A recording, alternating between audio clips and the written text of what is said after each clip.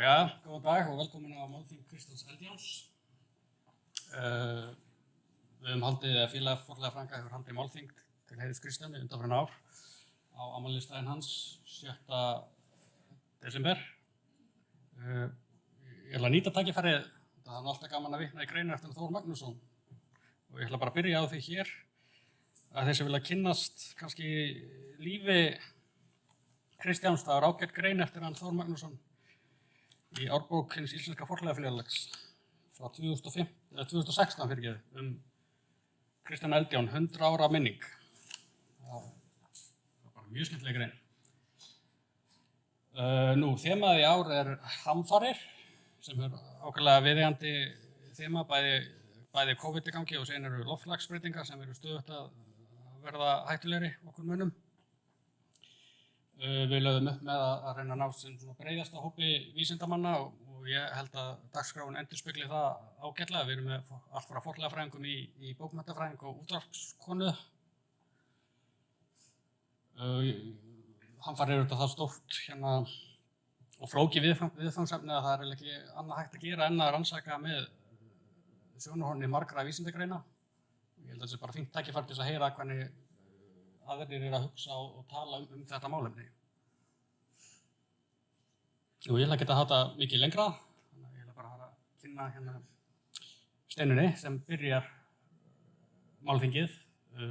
Steinunni er prófessor við Háskóla Íslands og hefur einmitt rannsakað miðaldir mjög lengi og klaustursrannsóknir eru hennar þekktasta verk og hún ætlar að tala um viðbrögð við hamförum.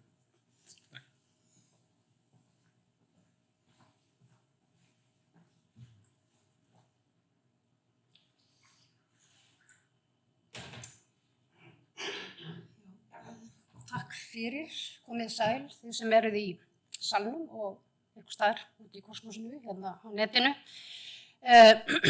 Ég afsakið röddin í mér en ég er búin að vera með kvef og ekki COVID sem sagt. En ég sé það núna að ég hefði kannski átt að heita eitthvað dýrling og til þess að ég myndi halda röddinni kannski svona mestan tíman og ég ætla að vona það þó ég hef ekki gert það, ég kannski ekki prófa þegar ég kem heim. En erindi mitt hérna í dag snýst mjög mikið eða aðalega áheit og dýrlinga en þessar bæði áheit og dýrlinga voru óspart notuð á miðöldum sem þá viðbrögð við hamförum og það var það sem ég ætlaði að tala um. Skulum sjá hvort ég sé ekki einhvers staðar hérna með hér. Setja upp gleraugun. Næsta áheit hjá mér, það er sjónin. En já. En sem sagt áheit, það er sem sagt byggjast á loforði að gera eitthvað góðverk, væntanlega, eða leggja fé af mörkum til þess að ósk rætist. Þetta er kannski svona kjarninn í þessu áheita hugmyndafræði. Og það var heitið á kirkjuna og þá sem stofnun Guðs, enginn mátti eiga kirkju, eða Guð átti kirkjuna og allar kirkjur, en það er sem sagt, og prestar voru þá þjónar Guðs og það er þannig ennþá í dag. Og það var sem sagt þetta, gera eitthvað góðverk eins og ég sagði, eða gefa gjafir, peninga eða eitthvað annað í nafni einstakra kirkja og þið þekkið það með Strandakirkju, þannig mjög oft heitið á hana í ýmsu, því sem eru að klára próf eða ritgerðir getið heitið á hana og þar með kannski gengur að klára það. Það er sem sagt hægt að gera hvað sem er. Síðan er náttúrulega gjafir í nafni Ölmusu að gefa peninga til fátækra. Það er líka hægt að gefa gjafir í minningu einstaklinga og þess háttar. Og þetta fór fram svona í gegnum bænir, það var hægt að nálgast til dæmis Guð í gegnum dýrlingana, það sem sagt þeir stóðu fyrir eitthvað sérstakt og ég ætla að fara betur það eftir, það var hægt að fara í pílagrímsgöngur, föstur, eða gera ýmislega góðverk eins og ég sagði áðan og það er margt af þessu ennþá náttúrulega til og þið heyrið það í messum að það er beðið fyrir fólki oft og og eins fyrir betri tíð og öllu þess háttar, þannig að það er nú ekkert horfið, en dýrlingarnir hurfu eiginlega með siðaskiptunum hér. Það er samt ennþá eimir af dýrlingatrú, en dýrlingatrú finnst ekki, tilheyrir ekki kirkjudeildum mótmælenda eins og lúterstrú og klaustrin líka, þau þekkjast bara í sem sagt ákveðnum kirkjudeildum og þar með kaþólsku kirkjudeildinni sem var áberandi hér á miðöldum. Og þeir byrjum við, þetta áttu nú ekki að fara í endan, ég er ekki alveg að flýta mér svona mikið. Get ég byrjað reyndar á svona, já, nei, við, nú er ég búin að átta mig á svona og svo hér. Og eins og ég sagði, dýrlingar eru einkennandi fyrir kaþólska trú og fleiri kirkjudeildir og það er sem sagt hægt að nálgast Guð í gegnum þá að biðja lausn á stórum sem smáum málum. Og ég ætla nú aðeins að fara áður en ég fer út í einstök dæmi viðbrögð og yfirvöld eru líka að nota þessar aðferðir við að bregðast við. Og ég ætla að fara yfir nokkuð dæmi, en ég ætla aðeins fyrst svona að tala meira dýrlingana. Eins og margir sem ég þekkja þá er ég með mikinn áhuga á dýrlingum og heyrðu, þetta nú, ég bara þarf að læra á þessa tölvu hérna. Svona, svona og svona. Ég ætlaði bara að segja það má eiginlega segja að dýrlingar hafi birst í nánast öllu, ég hef þá tilfinningunni og ég held að það sé mikið til í því, í nánast öllu umhverfi fólks á miðöldum og í bókum og það er nú ofboðslega merkilegt til þess að hugsa að svo margar dýrlingasögur, ég held að sé eitthvað 600 sem að hafa verið margar þýddar yfir á íslensku og eru til í, þetta eru bækur sem Árni Magnússon safnaði, þetta er nú kirkjubæjarbók, þarna sjáum við heila Sesselju og sögu henni og hennar og mikið af þessum sögum eru líka staðferðar. En ég ætla líka að segja hérna, ég geri grein og það eru margir sem gera greinamun á svona því sem við kalla jarneski dýrlingar og himneski dýrlingar. Þessi svona himnesku lifðu svona nokkur leyti siðaskiptina og það er þá persónur úr biblíunni og þess háttar, en aftur á móti þessi jarnesku er fólk sem var til í raun og veru og var tekið í dýrlingatölu af ákveðnum ástæðum. Og ég ætla nú bara að benda á til dæmis í bókum. Þennan hníf fundum við á Skriðuklaustri, en þarna sjáum þið, þarna getið ég notað þetta, hérna er sennilega María mey, en þarna er eitthvað dýrlingur ristur í skaftið, kannski hnífurinn notaður til þess að, já ég veit ekki hvað er verið að biðja þarna, en það er nú eitt einkennandi, eins og þið þekki kannski með dýrlingana að þeir eru alltaf með eitthvað tákn sem segja það til fyrir hvað þau standa fyrir. Og Barbara, mjög áberandi hér, og þetta er nú líkneski sem fannst í kapellunni og ég kem nú meira að henni á eftir. Og en ég þekki til dæmis ekki alveg hversu algengt það var að heimili ættu dýrlinga eða líkneski af dýrlingum. Og almenn heimili, en sjálfsagt voru þau til á almennum heimilum, en í kirkjur, það er úttektir af kirkjum sem sýna að þær áttu mjög marga dýrlinga og það er nú Margrét Kormak hérna sem er tekið mikið saman af þessu fyrir kirkjur á Norðurlandi. Síðan er þetta bara í textíl og þetta er nú smá gáta fyrir ykkur, heilu Barbara er þarna, ég veit ekki hvort þið finna hana. Hún sé hér með turninn sinn. En ég tók saman í þessum klausturrannsóknum mínum svona hversu mörg líkneski, lágmyndir klaustrin áttu og þetta er náttúrulega mikill fjöldi og því Munkaþverárklaustur átti yfir 22 líkneski af öllum mögulegum og þetta eru bæði þessir jarnesku og himnesku, eins og ég kalla það.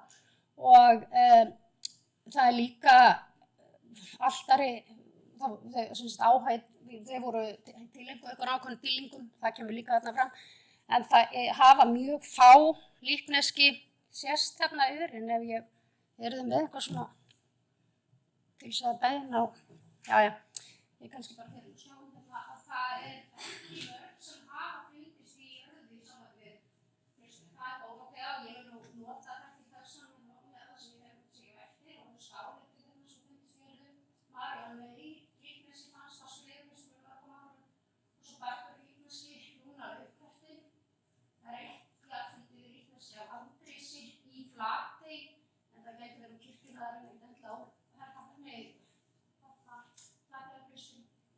En það má segja þá að klaustrin hafi nú verið ansi vel varin fyrir ýmsum áföllum og það sem áberandi einmitt líka að líkneskin eða dýrlingamyndirnar af einhverju tagi, sögurnar sem að hvert klaustur átti endurspeglar svolítið vel eða með áberandi hætti svona áherslur í starfi klaustranna.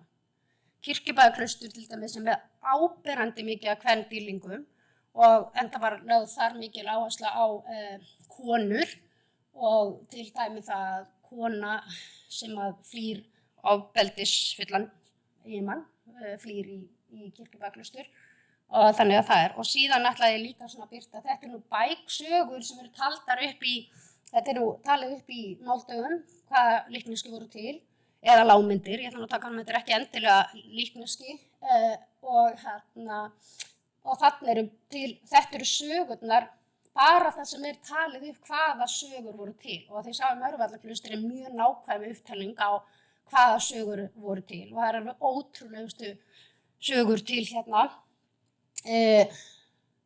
og þetta ekki bara í klaustrunum, það líka eins og Reykjahólabók, ég held sér 23 dýrlingasögur í henni og fleiri bókum sem eru ekki þarna í klaustrunum. Ég ætlaði bara að nota tækifæri og sýna þetta. En svo ég komi nú að málanna, það veðurfar og rétt sem Gylfi sagði, loftslagsbreytingar, það mættu nú tína þær hérna inn en ég var að hugsa veðurfar af því ég ætlaði að tala hérna viðbrögð við vondu veðri, eldgossum, af því að það nú líka og svo svarta dauða og þá ég náttúrulega líka að hugsa COVID og hamfarir vegna þessara þátta og það nú hérna ég kíkti svona lauslega, þetta alveg rosalega, þetta svo breiður flokkur dýrlinga þannig að það mjög mikil vinna að finna út af þeim og ég fann nú út að heilagur Medardus, hann nú svona aðal dýrlingurinn sem heita skal á fyrir betri tíð en ég fann hann nú ekki fljótu bragði allavega hjá klaustranum en gæti verið eitthvað staðar en það hefur samt að því að tala það að það má líka heita á stofnanir kirkjunar og líka einstaklinga þegar verið að biðja eitthvað, betri tíð að hvað það og Þingeyraklaustur einmitt talið stofnað til þess að heita á betri tíð. Það stofnað svona snemma á 12. öld, það nú byrjar að teka til starfa 1133 en sannlega stofnað nokkur fyrr og þá kemur fram til dæmis að það sé verið að heita á betri tíð meðal annars vegna Heklugossins 1104, uppskurubrestur, kuldatíð og allt mögulegt og það ákveðið að efna til klausturs. Svo set ég Hítardalsklaustur inn í Svega en það var líka stofnað, það var nú mikill bruni í Hítardal 1148 og fórust allavega 70 manns og eiginlega allir prestar af Suðurlandi og biskupinn þar með sem þeir voru þarna í Vísitasíuferð og gistu í Hítardal eins og var nú gert lengi og eftir líka og það sem sagt kviknar í skálanum og það verður þessi ægilegi mannskaði og eftir það átti að stofna klaustur í Vestmannaeyjum, þetta sem fyrsta klaustur í Skálholtsumdæmi en það var sem sagt, segir sagan að þá hafi verið ákveðið að stofna það í Hítardal og Þorleifur Biskaldi hérna sem átti Hítardal þá að hann tók þetta að vonum mjög nærri sér og þetta hafði miklar afleiðingar en ég ætla nú ekki að tala það aðrar með þennan bruna ég ætla bara að reyna að halda áfram svo að ég misti það ekki tímanum hérna og þarna byrsti ég nú mynd af líkneskinu á heilugu Dóróteu sem fannst nú í Viðey og hún kannski, ég set hana nú þarna inn vegna þess að eins og ég sagði á hana þá alltaf, dýlingarnir alltaf með einhver einkenni og Dórótea með ávextakörfu og það var að heita á hana fyrir betri uppskeru og þess vegna set ég nú þarna inn, þá var þetta kannski óbeint þannig en það vantar hana höfuðið á hana eins og mörgunum líkneskið sennilega skemmt eftir síðaskiptin en þarna sjáiði þetta líka heitbréf Jóns biskups á Hólum 2. febrúar 1365, þetta nú ekki Jón Ögmundsson greinlega en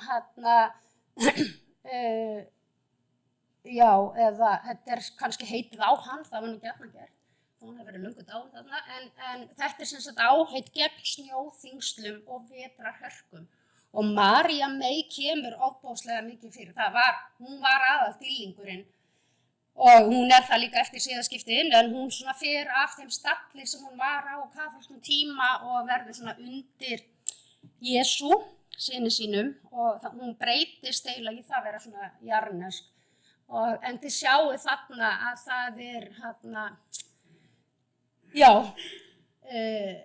áheit á alla möguleika einmitt gegn þessum stendur liðin á snjóþyngslum og vetrarhörkum og ég veit ekki hvort þið sjáu þetta það oft heitir Guð góða þó hann hafi svo sem aldrei verið samþykkur sem dýlingur en ýmislegt sem hér talið upp og ég ætla nú að setja aðra blaðsíðu það framhald á þessum texta og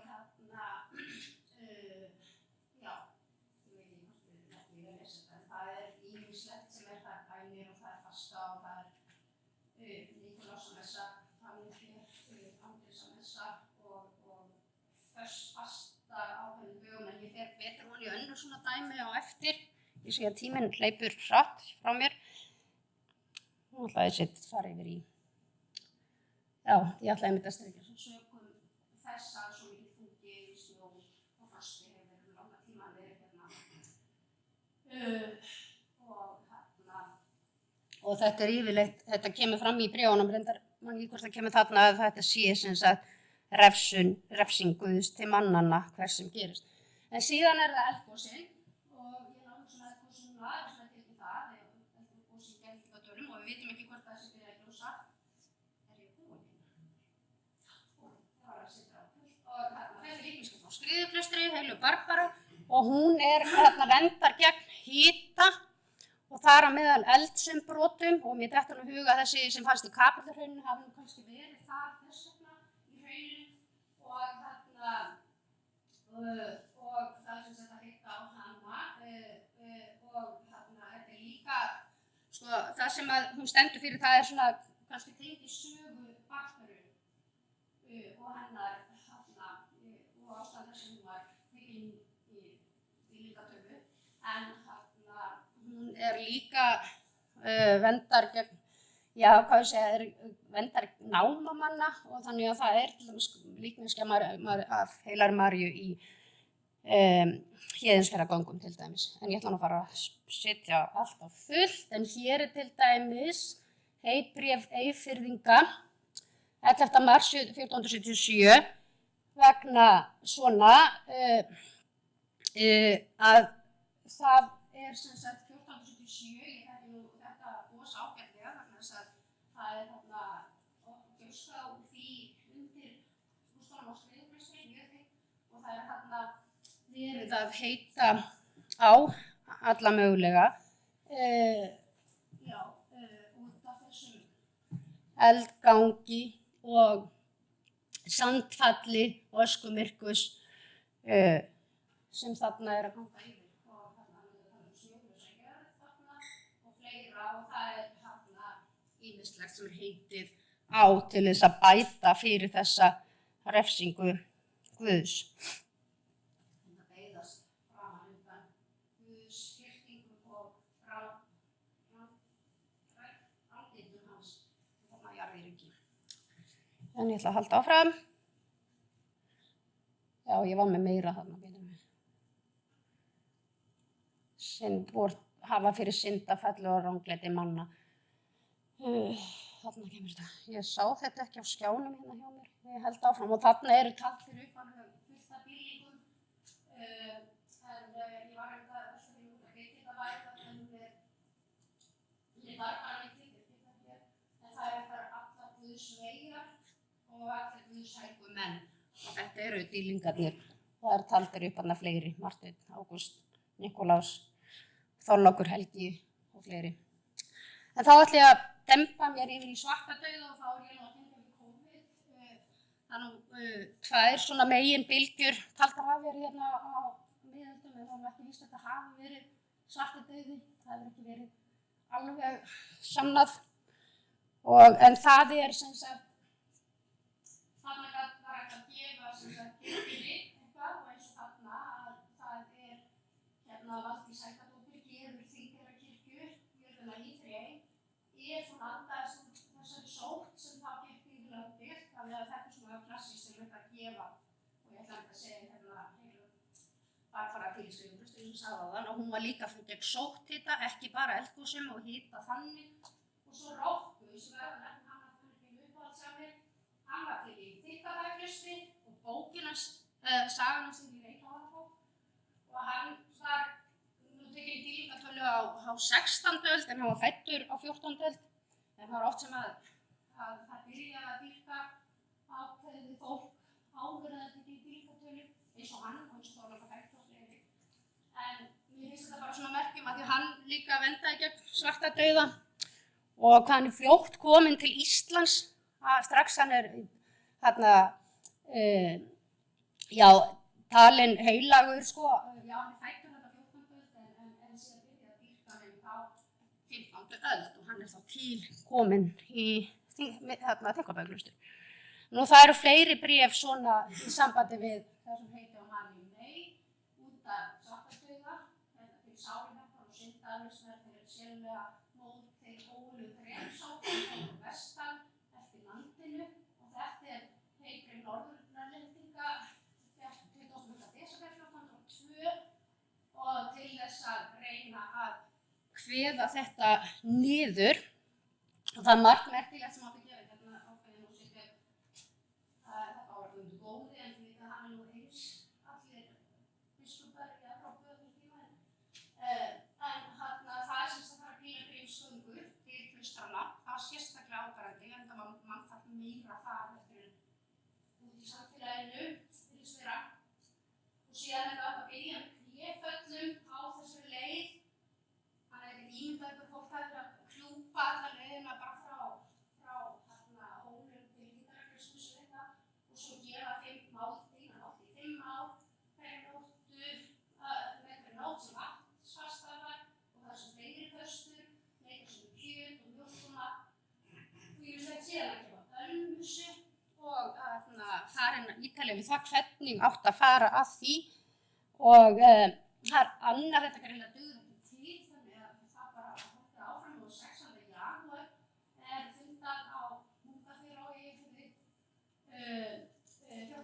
árið eftir, eða bara stuttu seinna og þá bara heitið komandi ára lærum mönnum og almenningi og að til þess að þeirra liða á mótum hæðla mann þegar sem þá stóð sem harfast og áheitin voru allir prestar sem syngja ágæðviti og matar Kristi, þetta byrja messu, nefnsálmessum og gefa alveg í peningum og fasta drykja og undan messu dögum í 5 ári. Ég þetta vera alveg að búið. Enda þetta síðasta glæran mín og ég ætlaði líka að benda á að þetta var nú alþjóðlegu fyrirbæri, bæði dýlingarnir og svo líka aftur þarna svartidauði að þá voru búið til og settir þegar svartidauði geisaði sem harðast í Evrópu að þá var búið til hópur dýrlinga sem áttu að kveða þetta niður. Það kallað fórstum hún í Helpes og einmitt barnbara mín nú þar og svo Katrín var til hér margur en ég ekki viss með þessi svarti einhverjar af þessum. Þetta var sem sagt gert til þess að reyna að stoppa þetta og þetta síðasta glæran mín. Nú get ég ítt á enn.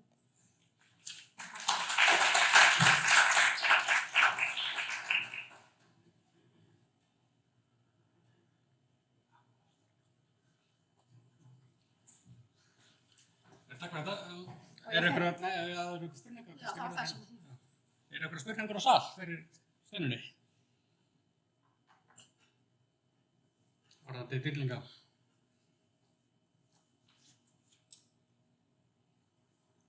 Það var að finna mér eitthvað fyrir röddina í mér þetta. Spurning hvað ég á að splæsa í það. Ef það er ekki spurninga þá bara þakku við Steinunni kærlega fyrir. Takk svo mikið. Ég ætla að minna kannski líka fyrirlesra á að fyrir fólk sem að horfa á streymið að nú veit að ég er manna vestur líka í þetta að reyna að halda sér nálægt hljóðnemanum. Þannig að fólk sem er út í bæ það heyri. Nú næstur á dagskrá er Árni Hjartarson sem ætlar að fjalla útburði og nygra á Norðurlandi. Árni er jarðfræðingur með doktorspróf frá Kaupmannahafnarháskóla. Hann er að taka þátt í rannsókn sem Árni Daniel stjórnar 2 dali í Svarfaðardal. Og Árni hefur skrifað margar flotta bækur, margir hella sem ég gerði á 10. áratugnum og síðan skrifaði hann líka árbók Ferðafélags Íslands 1995 á Hekluslóðum. En ég ætla bara að gefa honum Árna orðið. Það sé fyrir lærna fyrir. Komið sæl, öll. Eins og nefnt hefur verið að þá er þetta sem ég er að kynna. Það er rannsókn.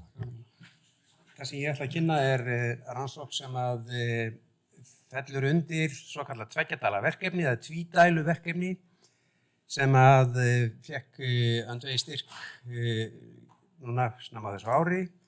Og Árni Daniel Júlíusson stjórnar og fjölmargir taka þar þátt og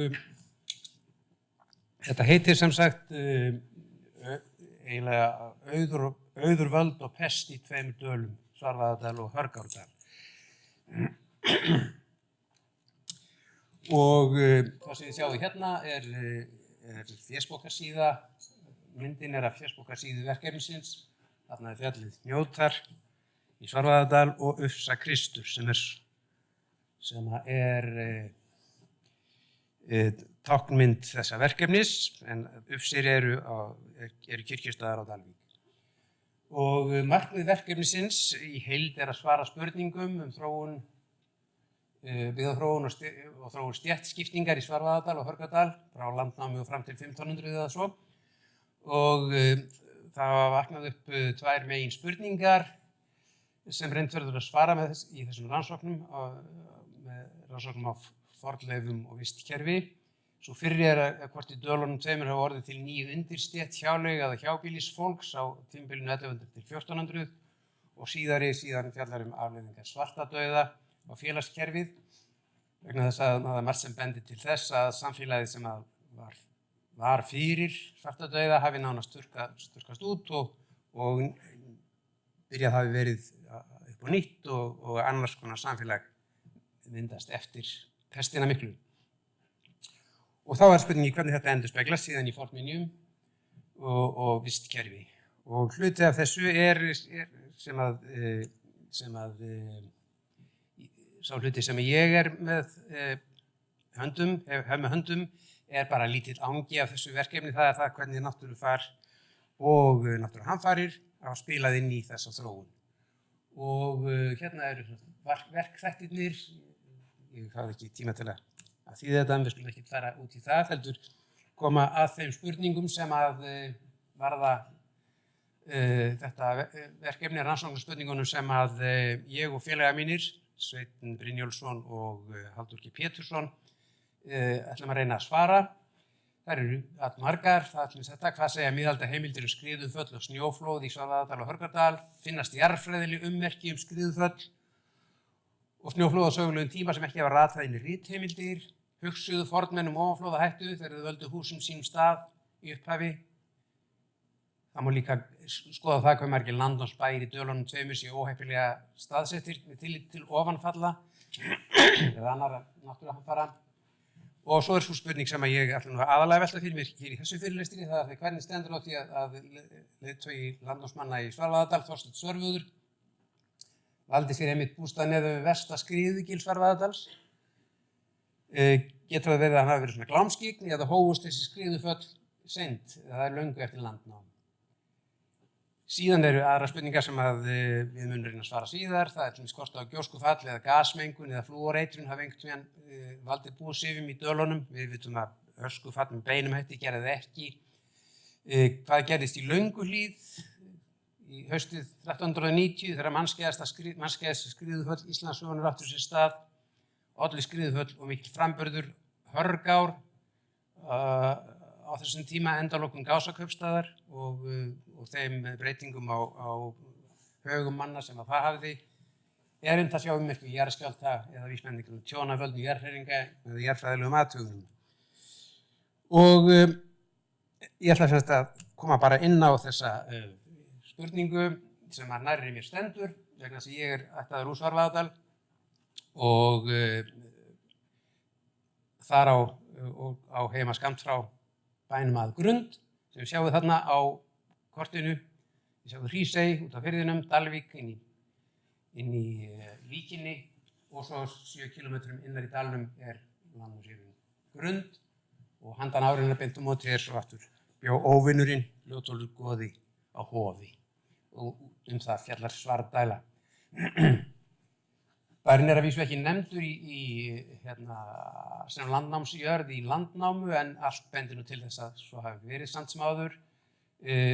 Grund var upphaflega vildisjörð en var ítrekkað fyrir landspjöllum af völdum skriðufalla og vatnsflóð og skriður virðast hafa komið hvað eftir annað á 3 giljum í fjallslínu og með bæina Grund og Brekku sem einnig var landnámsbær, næstu bær við hlið Grundar. Þetta verður Grundargil, Ljósgil og Brekkugil. Hér sjáum við bæina Grund, fallegt bæjarstæði undir fallegum fjöllum en þið sjáum skriðugilið, við gafum við hérna í hílinni fyrir ofan, Grundargil, sem er aðeins fyrir gegnum gríðarlega þykka berghlaupshóla og skriðan breiðir úr sér þarna ofan við bæjarhúsin. Og þarna voru þessi ítrekkuðu hlaup. Heimildir skriðuföll á bæjunum eru ekki miklar. Það eru þjóðsögur skriðuföll sem eru í þjóðsögum Jóns Árnasonar og víðar í þjóðsagnarsöfnum mjög tíð og einkennileg skriðuföll á Grund sem komu gjarnan bara þegar að síst skildi á vorin í blíðu tíð og þegar ekkert var að gerast annars staðar. Allt með kjörum. Þá kom gusan niður gilið og yfir túnin. En elstu heimildirnar eru ekki gamlar. Elsta heimildin er frá 1690 eða svo mikla skriðu í Brekku, úr Brekkugilinu sem umkringdi bæinn og kom heim á hlað. Fólkið flúði og þorði ekki að búa við þessi ósköp hríð en sneri síðan heim. Í bæir í Svarfaðardal leggjast og gjarnan í eyði. Þetta er setinn Svarfaðardalur og svo hefur verið í gegnum aldirnar. Síðan var mikil skriðufalla hrina, getur við sagt, 1706 og þá kom meðal annars skriða úr Ljósgilið sem er hérna og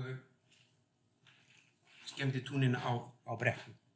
Og svo aftur árið eftir, 1707, þá kom gríðarleg skriða úr Grundargili og eyðilagði helminginn á túninu á Grund og fór alveg heim til bæ og sem afleiðing af því þá fór Grund í eyði aftur seinna 1726-30 og svo eru fleiri heimildir frá síðari tímum. En það er athyglisvert að það er ekkert þetta getið þessar skriður þarna 1706 og 7 í annálum. Ég vil þó að mesti og merkasti annálarritari sinnar tíðar, Eyjólfur Jónsson á Völlum í Svarfaðardal sem að ritaði Valla annál, hafi horft á þessar skriður, því vellir eru bara þarna handan árinu. En 1707 þá hafði Eyjólfur augun á öðru, ekki í náttúruhamförum, heldur á pest. Það er að segja bólusótt, stóru bólu, sem geisaði sem óðast og gekk Svarfaðardal haustið 1707, þannig að skriðan sem að féll á Grund vorið, hún gleymdist. Svo við komum þá inn á jarðfræðina, þá það þannig að í fjallinu þarna fyrir ofan Grund, þið sjáum við Grund þarna og bæina í Svarfaðardal, niður í dalnum, niður við ána, og svo upp í fjallinu Nikurtjörnin sem að svona uppbruni þeirra skriðufalla sem að þarna hafa átt sér stað og einhvern tímann áður en Nikurtjörnin var til og þá var mikið berghlaup þarna í hlíðinni fyrir ofan Grund. Það fór mikið stykki úr fjallinu og skriða niður hlíðina og myndaði svokallaða Grundarhausa. Og þar svona feiknarlega mikið magn af urð, möl, sandi og leir og drullu í jarðveginn. En þarna var þá Nikurtjörnin ekki orðin til, hún varð ekki til fyrir annað berghlaup ofar á fjallinu sem heitir Útburðarhraun. Og þá eftir það voru skilyrðin mynduð fyrir skriðuföllunum. Hins vegar að það vafðist sem sagt fyrir mönnum að skilja þetta, hvernig stóð á því að skriður komu þegar síst skildi á blíðum vordegi niður og ekkert var að gerast, engar skriður eða rigningar eða neitt, þá kom beljandi skriða niður Grundargilið. Og þetta vildu menn kenna Nikrinum sem menn höfðu orðið varir við í tjörninni, Nikurtjörninni. Og hér séu þið mynd sem að Jón Baldur Hlíðberg teiknaði í bók Sigurðar Ægissonar eða bók þeirra félaga íslenskar kynjaverur. Nikur þannig vaxinn að hann svona bara hestur með talsvert loðinn með mikið tagl og fax en hófarnir aðaleinkenni, þeir snúa öfugt eða eru hringlaga, það svolítið óljóst. Og Nikurinn hann náttúrulega skaraði skepna eins og þið þekkið, tekur menn og börn. Þið sjáum mynd hér eftir Freydísi Kristjánsdóttur sem ég tók af netinu sem sýnir brosandi og kát börn sitjandi á þessum hesti en þarna ekki gleðilegt tilefni framundan, heldur voðinn vís og feigðin blasir við því Nikurinn hann steypir sér út í tjörnina með þá sem á badkínu sitja eins og við sjáum á þessari norsku mynd af Nikri. Og svo virðist sem að norskir Nikrar að þeir séu ekki með hófana öfuga eins og við sjáum það myndinni. En ég hef ekki tíma til að fara út í rannsóknum mínar á útburðum og þátttöku þeirra í skriðuföllum en útburðarhraunið sem sagt þetta ekki hraun heldur þetta urð, berghlaupsurð sem nefnast hraun á Mið-Norðurlandi. En útburðarörnefni eru til allt land, ekki bara útburðarhraun, heldur útburðardý, útburðargil, útburðargjá, útburðarklettar og allt land og það fer hálfgerður hrollur mann við að bara lesa þessi örnefni. En ekki meir útburði, lítum á Nikurtjörnina sjálfa. Þetta sakleysislegt fjallavatn, að vísu Grængolandi djúpt, en eins og þið getið séð þá bara sakleysislegur lækur sem að streymir þarna frá og ekki þetta einhvern veginn átt að segja á því að þarna geti verið upptök mikilla og skaðvænlegra skriðufalla. En Nikurtjörnin og þessi flóð eru aðeins öðruvísi heldur en venjulegustu skriðuföll og þau eru ekki veðurháð. Á sama hátt eins og skriðuföll nú yfirleitt. Koma þau bara samfara bara vorblíðunni, getum við sagt. Orsök þeirra snjór og ís sem hleðst upp við í útfallið og stíflar þarna lækinn sem rennur frá tjörninni. Og þannig að það hækkar í tjörninni vatnsborðið vegna stíflunar hægt og rólega fram eftir vetri og svo þegar kemur fram á vorið, þegar vorleysingar hefjast, þá vex vatnið og vatnsborðið hækkar hratt jafnvel nokkra metra innan við stífluna í útfallinu. Að endingu þá bara brestur þessi stífla og 200–400.000 rúmmetrar af vatni flæða á skömmum tíma í fossaföllum niður Lækjargilið og rífa með sér ógrynni af grjóti og aur og breiði síðan skriðuna út yfir landið beggja vegna Lækjarness niður á láglendinu. Og það er þessir atburðir sem hafa haft gríðarlega mikil áhrif á búsetuna á Grund. Nú úr sögu Grundar, veit ekki hvort ég tíma til að fara alveg yfir þetta, en það er sem sagt, Grund er vafalítil landnámsjörð og fyrst að við höldum þessa ráðstefnu á afmælisdegi Kristjáns Eldjárs, föðurbróður míns, að þá má nefna það að hann gróf upp einn stærsta kumlateig sem grafinn hefur verið upp, einmitt í gömlu landi Grundar, kumlateigurinn að Grund sem nú er reyndar í landi Ytra Garðsfoss, Arnarholt í Svarfaðardal. Og bæjarins er getið í Svartdælu sögu og Sturlungu og fornbréfum og fleiri miðaldaheimildum og þar var hálfkirkja langt fram eftir öldum. Hann kemur líka við sögu í Sturlungu, Tumi yngri, sonur Sighvats á Grund, okkar manns á Sturlunguöldinni. Hann fékk jörðina til ábúðar og Halldóra, móðir hans, hún bjóð þar fyrst eftir ósigur þeirra Sturlunga í Örlygsstaðabardaga og með reynda Tuma, sem það var barn ungur. Og Þorsteinn Eyjólfsson á Urðum, sem var einn voldugasti maður landsins á sínum tíma, hann eignaðist Grund og kallaði hana sína bestu jörð Norðanlands. Og síðan Jón Arason, hann eignaðist jörðina og gaf Þórinni dóttur sinni, en eftir morðið á biskupi, takk eftir ég nefni segi ekki aftöku, vegna þess að það er bara áróður, það verið að reyna að gefa þessum pólitískum morðum einhvern svip réttarríkisins, en það var ekki. Heldur voru þeir myrtir í Skálholti og jörðin gekk þar í mestu eigna upptöku Íslandssögunar undir konung. Og nú ég að hlaupa hérna hratt yfir. Við ákváðum sem sagt að skoða hvort að hægt væri að sjá það, hvort skriðurnar á Grund hefðu fallið snemma eða seint, eða ekki verið á landnámsöld. Og grófu þessuna 6 miklar gryfjur, djúpar með traktorgröfu, þarna í grennd neðan við Grundagilið í grennd við Grund. Og við treystum á það að geta séð skriðulögin og síðan jarðvegslögin á milli og gjóskulögin sem að nota má til aldursgreiningar. Og það eru landnámsyrpan, Hekla 1104 og 1300 og síðan Veiðivatnagjóskan sem að heitbréfa í fyrringar sem að Steinunn nefndi, það er besta gjóskulagið og Hekla 1166. Og ég hef ekki unnið mikið, hreintreiknað mikið úr þessum sniðum, en sniðin á Grund sýna okkur það að skriðuföllin, að þau áttu sér stað alveg frá landnámstíð. Og þannig að þau með reglulegum millibili sér maður þessar skriður þarna í jarðveginu. En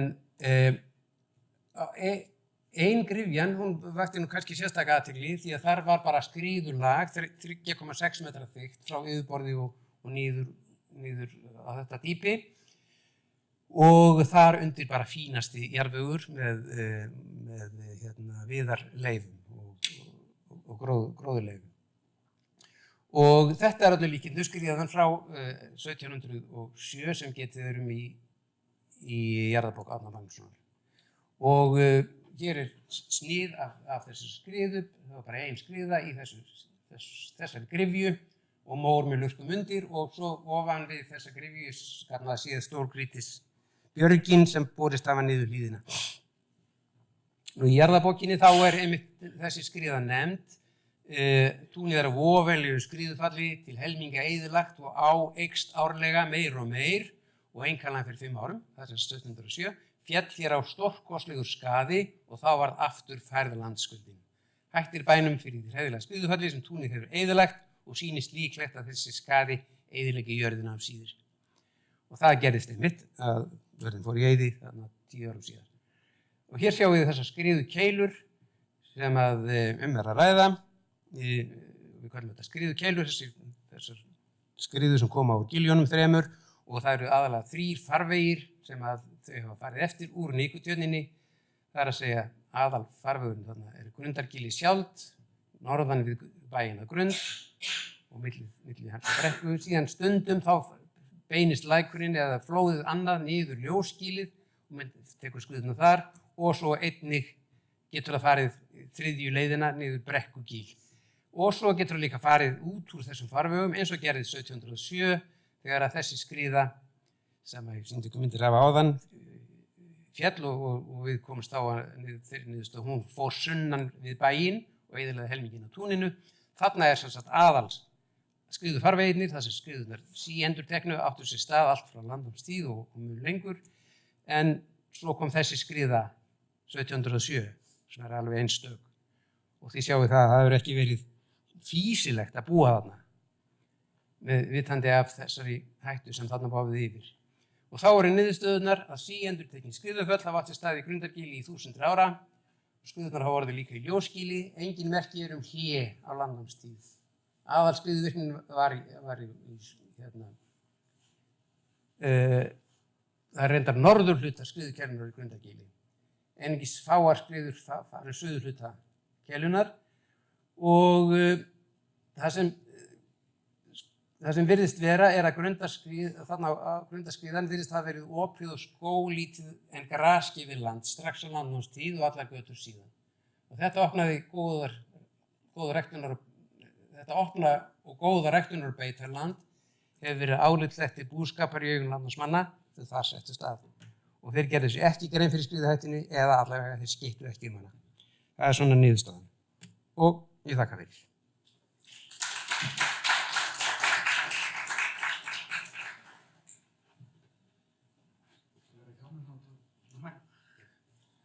Takk fyrir þetta, Árni.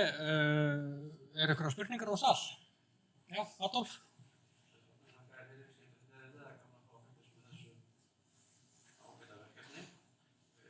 Að skoða samhengi við Fossvogsskóla? Nei. Fyrirgefðu, ef ég mætti þess að Adolf spurði forsögulegu skriðuföll á svæðinu og samhengi þess. Já, nei, við höfum ekki gert það. Í raun og veru verkefni afmarkað dálítið mikið við sögulegan tíma, þannig að þótt okkur langi mikið til að fara dýpra, þá eru spurningarnar það margar að við treystum okkur til að fara lengra aftur í tímann.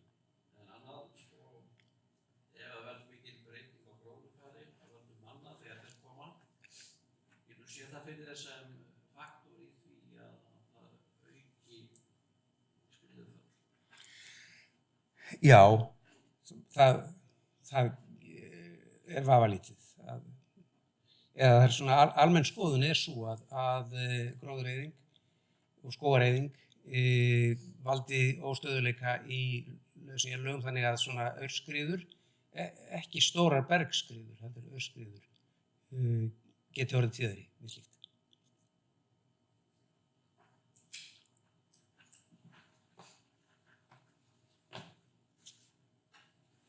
Ef spurningarna var ekki fleiri, þá þökkum við bara honum Árna fyrir.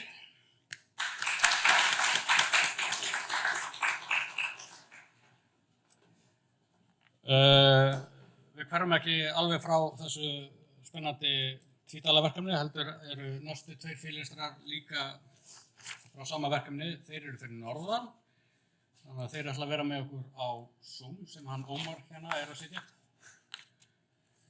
Þetta eru þá annars vegar þeir Sveinn Brynjólfsson og Halldór G. Pétursson.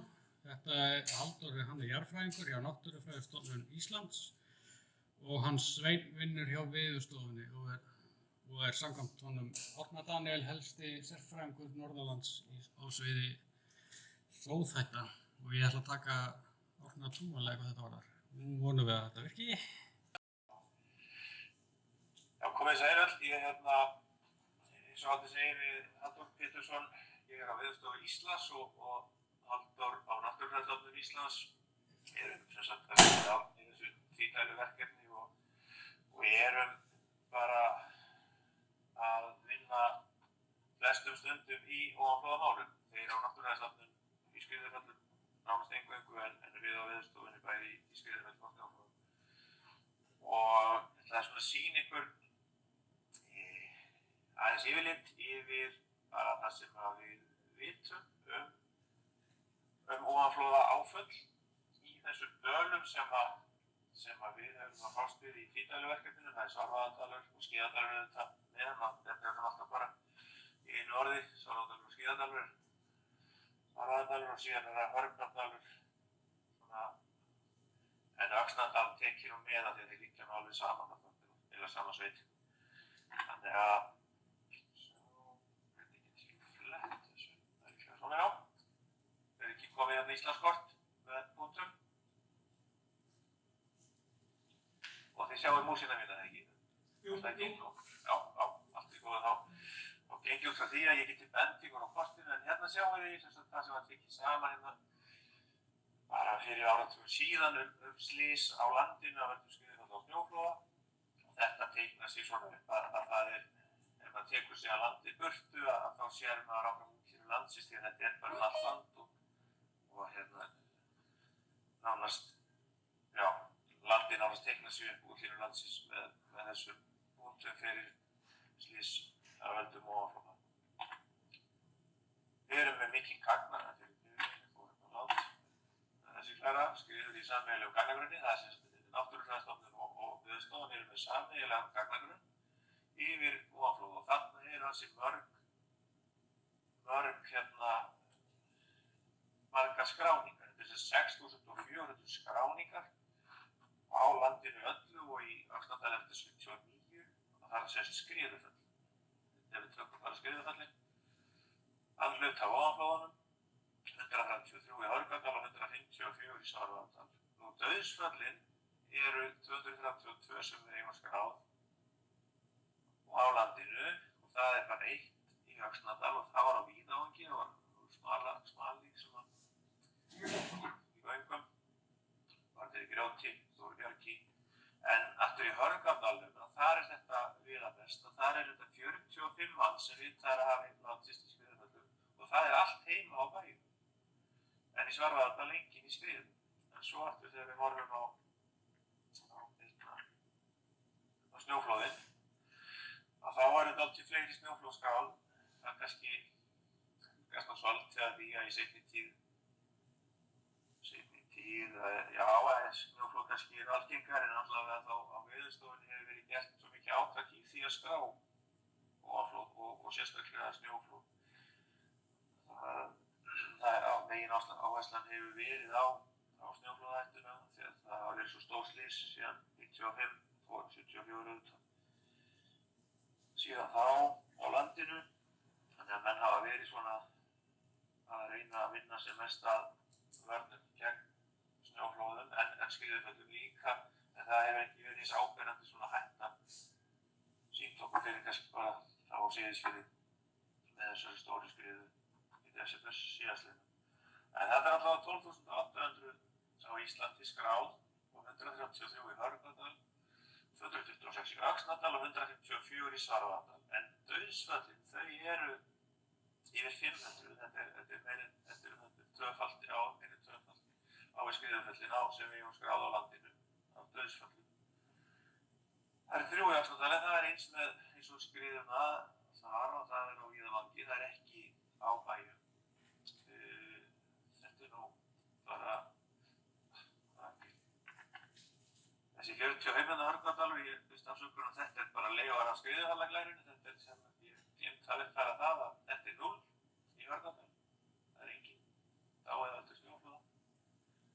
Og í Svarfaðardal er þetta 12 og þar af eru 2 eða 5 sem hafa farist heima á bæjum.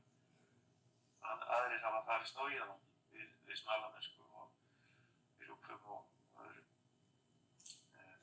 Þannig að Svarfaðardalur er svona atkvæðamestur í snjóflóðum, þó að kannski fjöldinn sé ekki mestur að flóðum skráður en dauðsföllin eru langmest en þó ekki eins mörg eins og í Hörgárdal.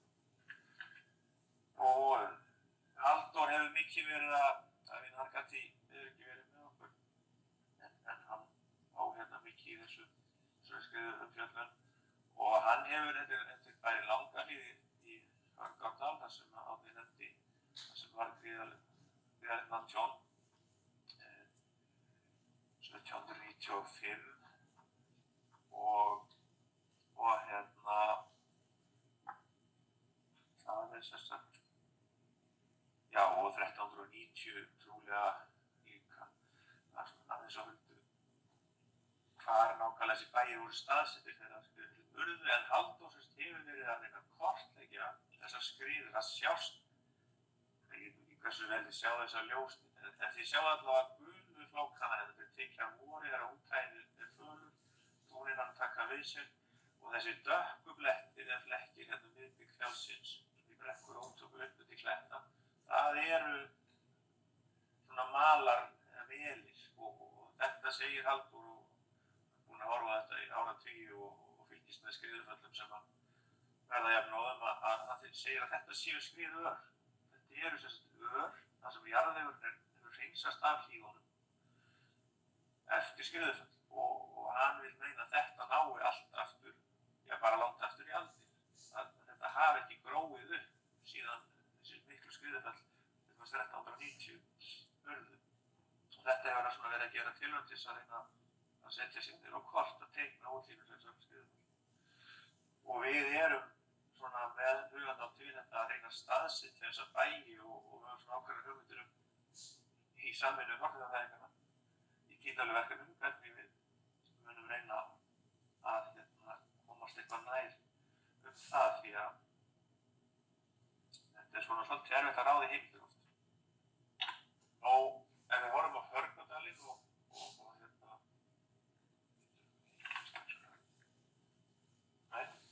þetta er bara næsta klara á. Svo ég er svo óvanur að horfa á hinn skjáinn þar sem ég sé aðra ásýndu á þetta. Hvað er það? Þetta er sérst dauðsföllin í Hörgárdal og þau eru öll á öllum skriðufalla. Það er sérst Myrkárdalur hérna, 1337 og það er hérna í dalnum Myrkárdalur. Og síðan þetta skriða, það sem eru 16 manns í einu slysi og þá væri heitil skriða en Halldór er mikið að velta fyrir sig hvort að þetta geti verið gamalt bæjarstæði fyrir Lönguhlíð, þetta hafi verið, þetta tryggist allavega eins og og svo er Boðanes hérna í dalnum, 12 í manns og á sama tíma 1390, Öxnhóll, það eru 3 hérna frá og hérna Langahlíð, það er það annað slys þar ef þetta hefur verið sami bærinn og skriða áður og svo er það nýi bær sem er hérna einu veginn.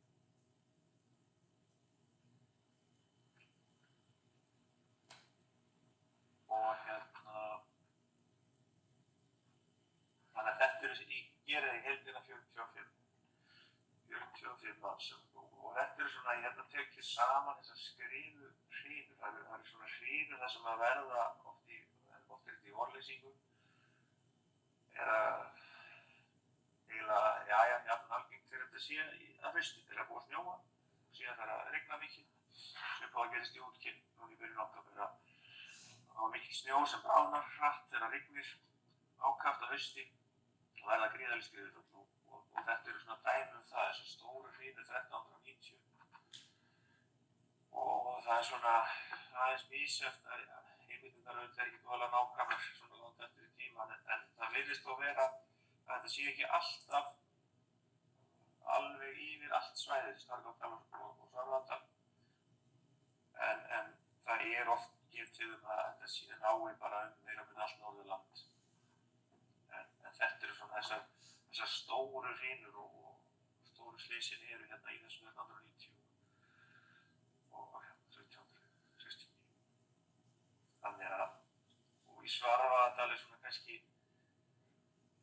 mesta hrinan er 1887 en það var ekkert manntjón, það var bara gríðarlegt tjón á engjum og ræktarlandi. Sérstaklega í Skíðadal og eins framdalum þarna. Skeiði og Hæringsstöðum og þar.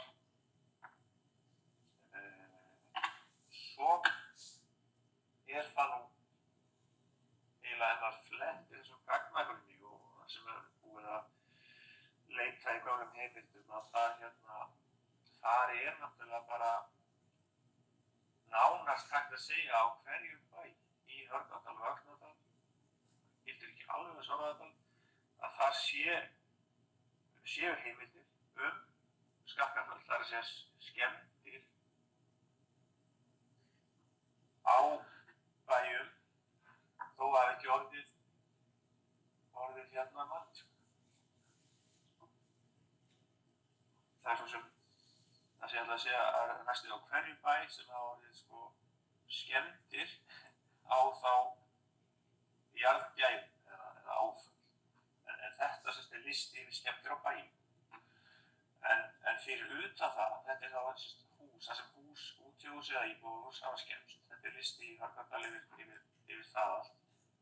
Og það er ekkert alltaf þekkt ártal af því sko. Það er þá í annálum getið að það hafi orðið skemmtimöll og þá gildir það, spannar það einhverju svo við ekki bara einhverjum 100 ári að byrja aftur í tíman. Því hvernig þetta er ritað en fyrir utan þennan lista ætla ég að segja að þá má segja á hverju bæ hafi orðið eða geti heimildir tjón af völdum skriður, spilla hér engjum og tún er mjög algengt að standi í þessum annálum og svona er listið þó yfir skemmtir á mann, eða ekki bara mannur, heldur á bæjarhúsum hérna, og þetta getur í svarað á það er bara bæir sem hafa skemmst af skrið. En það er aftur aðeins meira í snjóflóðum. En svo þetta svo margir bæir þá sem hafa farið í eyði, þeir hafa verið fluttir og eða farið í eyði. Þannig að í dag við höfum verið að vinna úttekt við Halldór ásamt fleirum á Veðurstofunni á bæjum í Hörgárdal og Svarfaðardal og Skagafirði og hérna í sveitunum í kring að vinna þetta áfram að útvíkka þetta að þá erum við að flokka bæina í hættuflokka og einn flokkurinn er þá Skriðuelda líkt á snjóflóð og krabbaflóð en það eru þó ekki fleiri bæir sem í byggð í dag sem lenda í þessum hættuflokkum hjá okkur í Hörgárdal er þetta 5 bæir og í Svarfaðardal 3 það er svona kannski aðeins fleiri þarna í nágrenni þessi byggð sem maður hefur risið þarna undanfari ofan við Tjörn nágrenni við Árna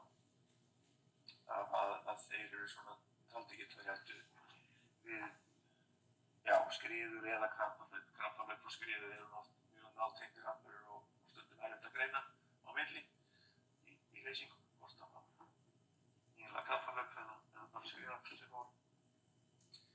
Nú, ef við skoðum svo Svarfaðardal á svipuðu korti og á Hörgárdali, þá er ég búinn að setja hérna liti fyrir setja skýringarna hérna með gula. Ef við byrjum bara, að svörtu punktarnir eru bara allir bæirnir. Og þetta er ekki nákvæm þekja, þetta er bæði bíli og eitthvað hérna útihús og kirkjur, en þetta er ekki bara íbúðarhús. Síuð þessi þekja, húsaþekja, en rauði punkturinn, það er bara einn bær sem vitað að hafi hérna orðið manntjón, það eru Auðnir í Svarfaðardal miðja síðustu öld og þar fórst 2. Þetta er sem snjóflóð. Það er rauður punktur. En skemmtir á húsum, og það er það vegna snjóflóða, eru hérna bláir punktar. Þetta er eins og hérna í Koti, innsta í Svarfaðardal, þar var nú bærinn hálfpartur á kafi í snjó. Snemma á síðustu öld þegar það félli yfir hann og hann skemmtist og bara má segja ekki neitt, eða myndi segja það. Það bara flæddi yfir hann. Ekki lágreist, þetta var ekki háreist hús, torfhús á þeim tíma, en það slapp. Þú þurfti bara að moka fólkið á 2 þrep sem þurfti að moka niður í dyrnar á Koti. Nú á Klaufabrekkum eru sagnir að hafi hérna snjóflóð fallið á bæinn 16. eða 17. og 18. öld. Nú á Melum, þar hefur hérna farið á vatnið á fjósinu. Svo var hérna á Vesturkjálkan sem við köllum, vestan ár hérna í Svarfaðardalnum, að þar urðu gríðarleg krabbaflögg, gríðarleg hrina af krabbaflöggum 1919 og þar var sagt bara úr öllum giljum frá í rauninni yfir Hreiðarstöðum og alveg hérna út fyrir Tjörn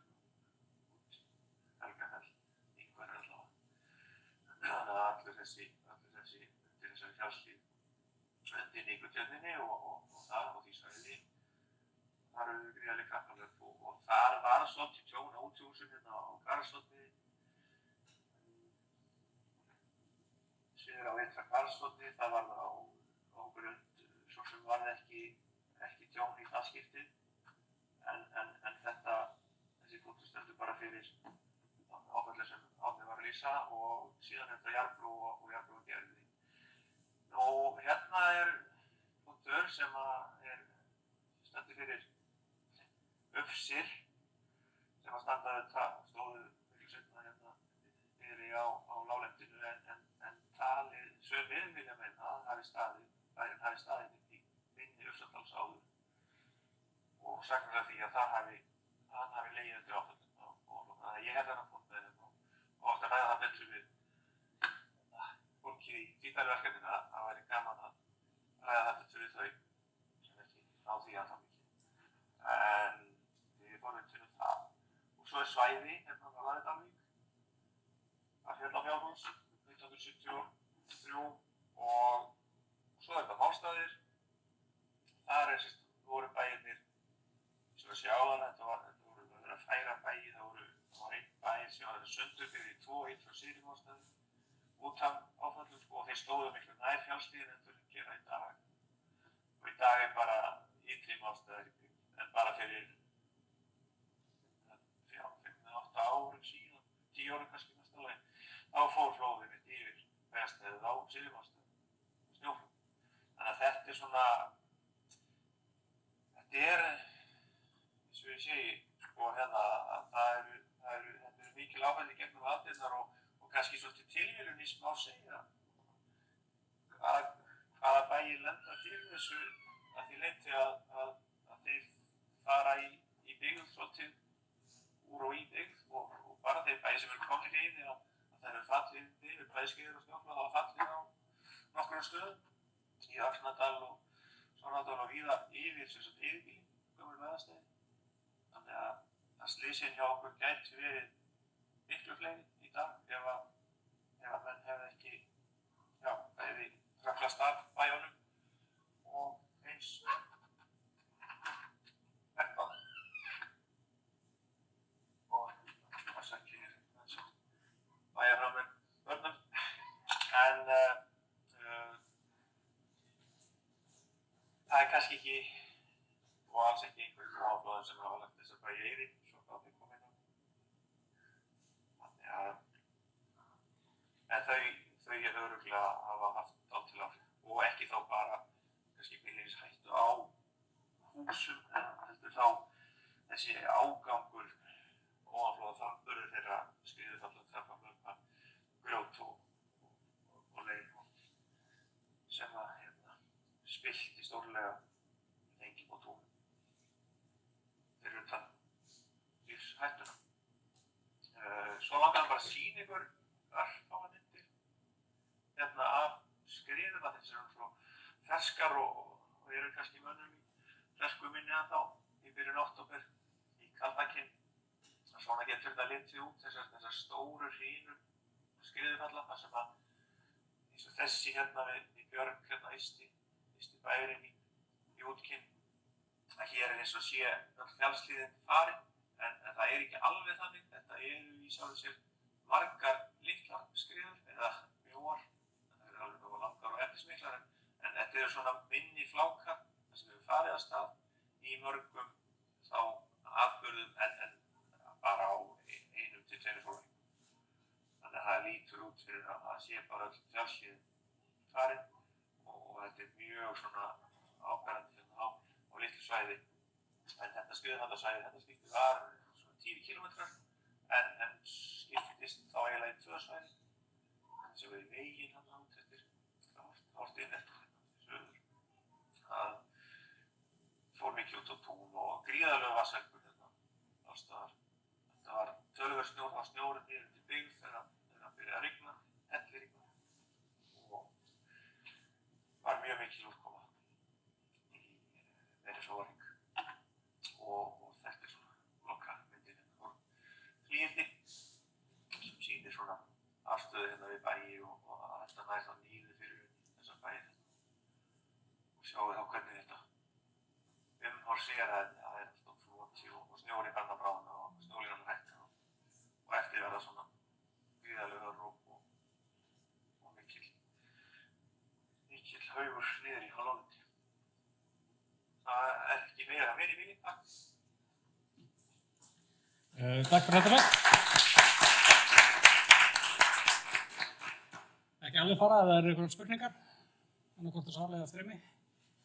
Já, við getum svarað einhverju. Þú getur svarað einhverju? Já. Ég sýnist enga spurningar verið sal, þannig að þú ert sloppinn, Sveinn. Takk fyrir. Jæja, takk fyrir þetta og takk fyrir þetta. Takk. Og það er ykkur. Ég vil að loka þið út að banditinn á streyminu, þú ert að hérna minkar gæðin, þetta er ekkert persónulegt. Þú vel bara. Þess. Jæja, þá erum við komin á næsta lið sem er kaffihlé. Við byrjum aftur hér 2:30 og þá verður Minjastofnun Íslands með erindi. Streymi verður bara opið og hérna þessi skjámynd verður bara í gangi á meðan. Takk kærlega fyrir. Það verður kaffi og kleinu hérna fram. Jæja, velkomin aftur. Hann Sveinn vill koma því til skila að það létust 7 í Hörgárdal en ekki 0 eins og hann sagði. Þá var hann að vísa til þeirra sem hafa látist á bæjum. En tala 7 vísa til þess bara hvaða margir hafa látist í skriðföllum eða snjóflugum í dalnum öllum. Nú, þá er því komin til skila. Minjastofnun Íslands er með næsta erindi og ætlar að fjalla minjar í hættu vegna eldsumbrota á Reykjanesskaga.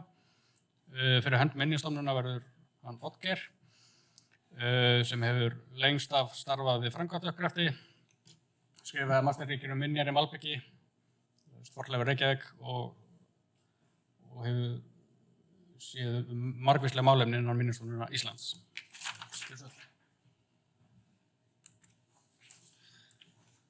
Já, takk fyrir. Setja þetta í gang hérna. Já, komið sæl. Oddgeir heiti ég. Ég ætlaði svona, eins og flestir vita, þá var eldgos á Reykjanesi í ár og það kallaði náttúrulega ákveðin viðbrögð frá okkur á Minjastofnun og ég ætlaði svona bæði að reyna að fara í gegnum þetta ferli hjá okkur, vinnuferli út af þessu sem er í rauninni, já, má kannski líka segja að hafi verið ákveðin lærdómsferli líka og á sama tíma vonandi tekst mér að koma inn einhverjum fróðleikum mikilvægi fornleifaskráningar og mikilvægi miðlunar og aðgengis að fornleifaskráningargögnum. Já, við ætlum að reyna að gera þetta svolítið svona línulega en eins og þið sjáu kannski þá er þetta prófa pendilinn. Það er gert eftir út frá dagsendingu. Þetta byrja náttúrulega allt hjá okkur 24. febrúar þegar að hefst jarðskjálftahrina á Reykjanesskaga sem að virðist vera svona konsentreru hérna á Grindavíkursvæðinu. Það byrjaði að með minnir í Þorbirni og færðist svo nær Fagradalsfjalli og svona lengra til austurs og það aflið í þessu gerði það verkum að við fórum náttúrulega strax að hafa miklar áhyggjur af afdrifum minja á þessu svæði. Við vissum til dæmis af það eru fjölda selstaða sem er að finna þarna bæði í Vogaheiði og suður af Reykjanesbraut og eins þarna nær ýmsar aðrar búsetuminjar á Grindavíkursvæðinu. Nú, fornleifaskráning er náttúrulega megin forsenda minjaverndar og það er nauðsynlegt fyrir minjaverndar yfirvöld að hafa góða yfirsýn yfir fornleifar á þeim svæðum sem eru til umfjöllunar hverju sinni. Í þessu tilviki vorum við nú það heppin að það hefur farið fram talsvert af fornleifaskráningu á Reykjanesi í tengslu við aðalskipulag. Fornleifastofnun Íslands hefur unnið stór verkefni þarna bæði fyrir Sveitarfélagið Voga og Grindavíkurbæ og aðrir aðilar unnið verkefni í tengslu við deiliskipulag og ýmsar framkvæmdir. Það sem við þurftum að gera sem sagt í byrjun var að safna saman öllum þessum gögnum, þessum heimildum til að fá einhverja yfirsýn yfir þetta. Það voru þessi áðurnefndu fornleifaskráningarverkefni, svo notuðust við talsvert við heimasíðu Ferlis, þar sem að finna ýmsan fróðleik sem einkum eftir Ómar Smára Ármannsson sem hefur farið þarna víðan völl og bæði skráð minjar og safnað upplýsingum. Og það sem við gerðum í rauninni var að fara að reyna að tína til staðsetningargögn upp úr þessum skýrslum til þess að geta varpað inn á kort og svo var hægt að skoða þetta í samhengi við þær hræringar sem voru í gangi þarna. Ég er nú búinn að koma aðeins inn á aðgengi að gögnunum. Þar sem staðan þarna var svo að þrátt fyrir þennan fjölda af skýrsluna sem voru til, að þá voru staðsetningargögn öll grafin í gagnatöflum þar og við þurftum að vinna alla staðsetningar upp úr þessum skýrslum. Svo líka annað atriði sem sáum að það voru stórar minjaheildir sem voru skráðar í þessum skýrslum sem voru bara gjarnan skráðar undir einni staðsetningu, þannig að við gátum ekki fengið skýra mynd af raunverulegum fjölda minja á þessum stöðum. Þá er ég að tala um selin til dæmis.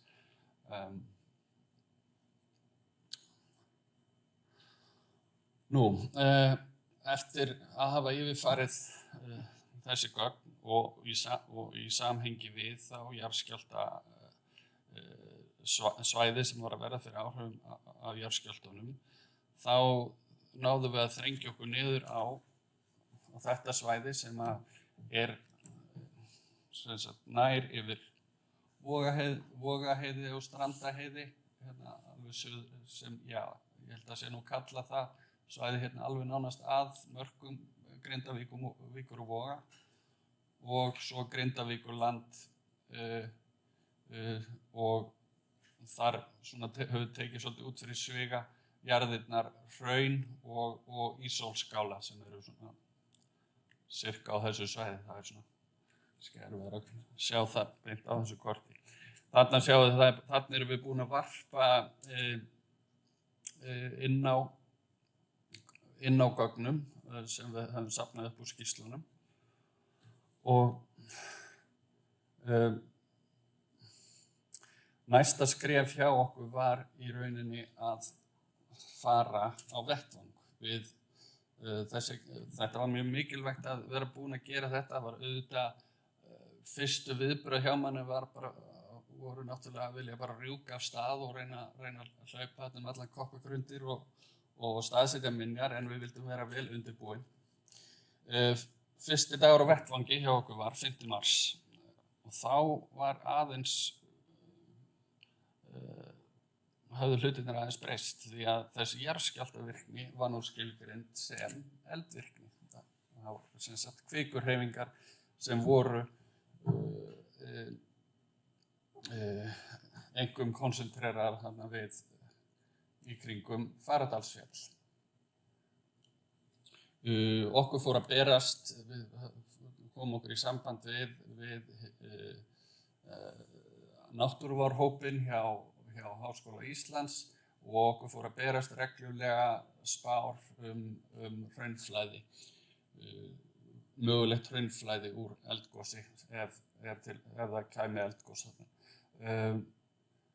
Þetta náttúrulega stjórnaði svolítið því hvernig við unnum verkið. Við fórum náttúrulega að leggja áherslu á þá til að byrja með þá staði sem var sýnilegt að yrðu fyrir áhrifum. Þannig að má eiginlega segja að þetta hafi verið svolítið dýnamískt ferli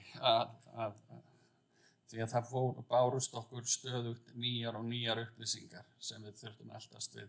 Og að maður tala nú ekki þá þurftum við líka að taka tillit til þess, við þurftum að vera í sambandi við almannavarnir, láta vita á okkur þegar við værum að fara inn á svæðið og í rauninni fá leyfi til þess af því að það var ekkert vita hvar kvikan væri að fara að koma upp nákvæmlega.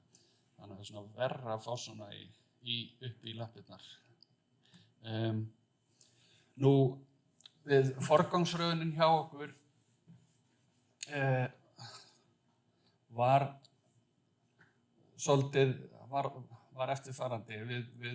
Við náttúrulega horfðum til sýnilegra minja að það væru þær sem að við getum hugsanlega afla frekari gagna kannski að skjóta því inn í að við svona aðstæður við erum alltaf á minjastofnun erum alltaf að díla við verndun minja og við ákveðnar aðstæður fornleifaskráning í rauninni kannski eina verndunarformið sem við höfum og því var hugsunin svo að reyna að afla sem mestra gagna þær minjar sem voru í mestri hættu á sem stystum tíma til að það var náttúrulega áherslan á þessar sem voru taldar í sérstakri hættu vegna hraunflæðis þó við hefðum síðar farið víðar svæðið. Nota bene hraunflæðisspárnar voru nánast að breytast daglega þannig að ýktasta dæmi var nú að það alveg eins verið að það myndi fara yfir bara leitin á Hafnarfjarðarsvæðið því að þetta náttúrulega var ég held að sé ennþá konsensus það innan jarðfræðinnar þetta sé nú bara upphæðið að gostímabili hérna á Reykjanesi þannig að það sem ég að tala hérna nú bara fyrsti áfangin í miklu stærra verkefni sem að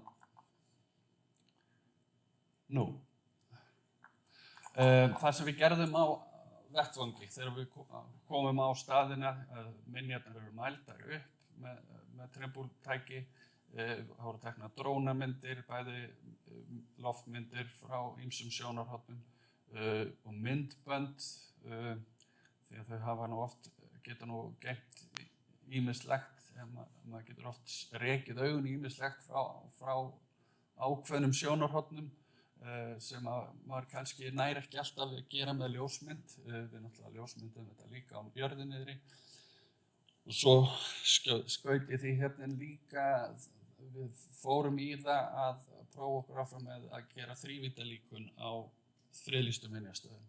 Það svona eitthvað sem kom aðeins með seinni skipunum hjá okkur og mér finnst nú líklegt að við förum í einhverja frekari slíkar aðgerðir. Ég er nú vona að ég geti sýnt ykkur eitthvað af því í lokin ef það vinnst tími til.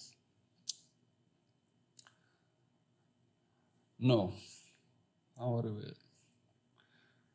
Svo þurfti verkefni að skipta gír því að það fór að gjósa í Geldingadölum og þessi gull, hann mjög ábúðafullur hérna. Þetta svona, þetta ágætis dæmi. Þarna við vissum alveg af það hérna þessi móbergsstabbi hér í Geldingadölum sem að var það sem að við vorum með eina heimild úr örnefnaskrá Hrauns þar sem að Ísólfur á að hafa verið grafinn. Þið getur nú lesið sjálf þessa tilvitnun vonandi, en hann vildi víst vera nálægt þar sem hann hafði geldingana sína, blessaður. Okkur þótti þetta hæpin heimild, við fundum ekki neitt annað þetta, en þetta kannski lýsir eðli fornleifaskráningar að við náttúrulega erum að elta heimildir minjar. Sumar skila jákvæðri niðurstöðu, aðrar neikvæðri, eins og í þessu tilviki.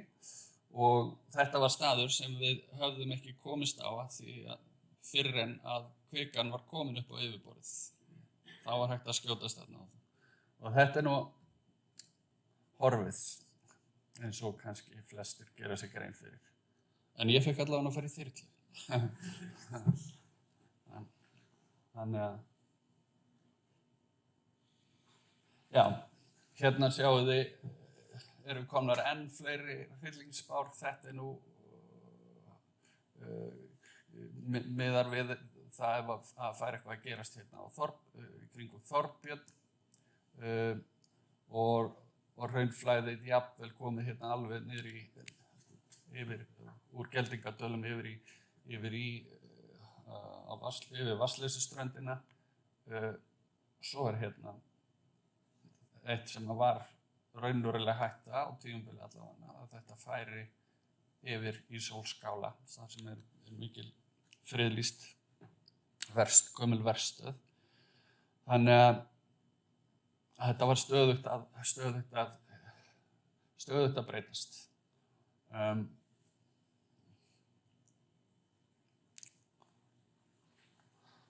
Nú, hvernig er tíminn? Ok, það að slá í. Herðu, ok, upp úr heimildum, uppalega þá fundum við, þegar við vorum búin að fara í gegnum forgangsröðunina og svo vidare, þá vorum við komin með rétt rúmlega 170 minjar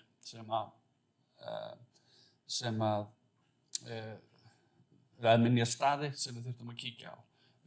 Það endaði í 375 minjum sem voru skráðar á vettvangi og helgast annars vegar aðalega því að það voru stórar minjaheildir sem voru bara skráðar undir einni staðsetningu eða númeri og svo vorum við líka að finna fleiri minjar, en það er það sem gerist í fornleifaskráningu. Henni er aldrei lokið, að það finnast alltaf nýjar minjar, það er ekki hægt að ætlast til þess að allt finnist.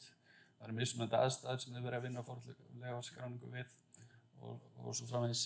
Og svo náttúrulega er misjafnt hversu fullnægjandi fornleifaskráning er við mismunandi aðstæður. Þannig að svona í lokin, ég ætlaði nú svona bara rétt að renna yfir svona helstu minjaflokkana.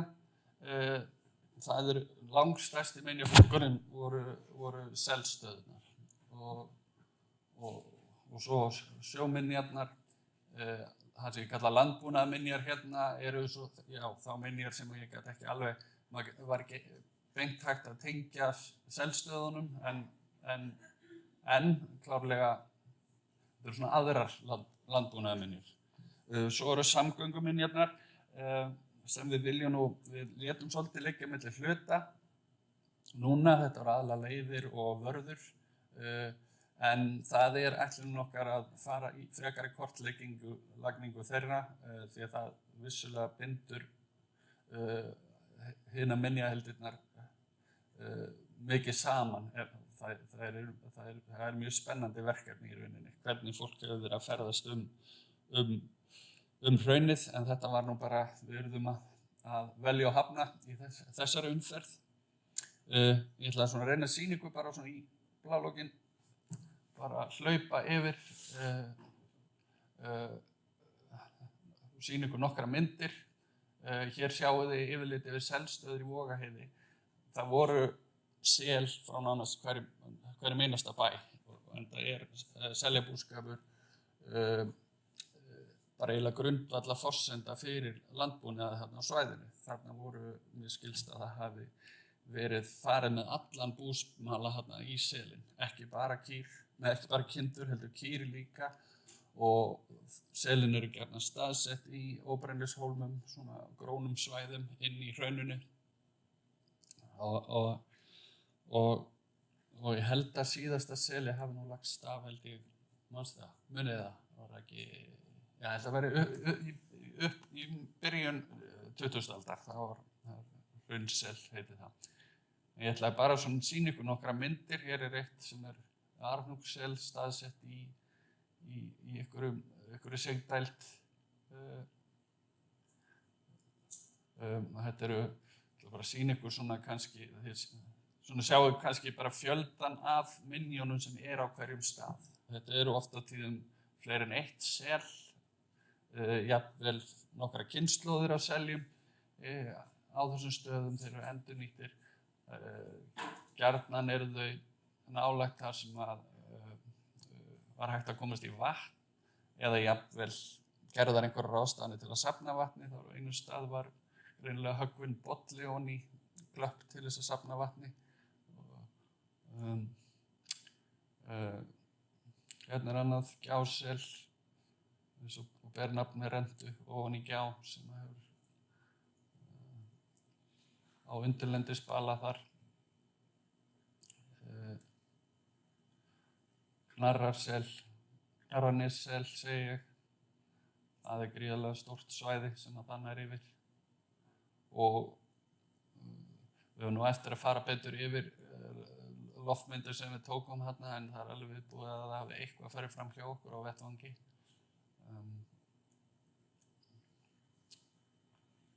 Hér ætla ég að sýna ykkur svona dæmi það hvernig þetta getur litið út. Hér svona, það sem ekki búið að teikna ofan í þetta, en sumt sjáum við betur bara á jörðu niðri heldur en á loftmynd. Þetta svona, það engin ein aðferð sem fullkomin í þessu. Svo þetta, ég var reyndar langað að sýna ykkur þetta. Þetta eiginlega fyrsta fórnarlambi sem við fundum. Þetta sogasel sem að varð fyrir grjóthruni í jarðskjálftanum. Þið sjáu hérna hvar hefur hrunið úr og þetta megin rústin. Hún sem sagt full af grjóti og fyrir aftan grænan bild. Ja.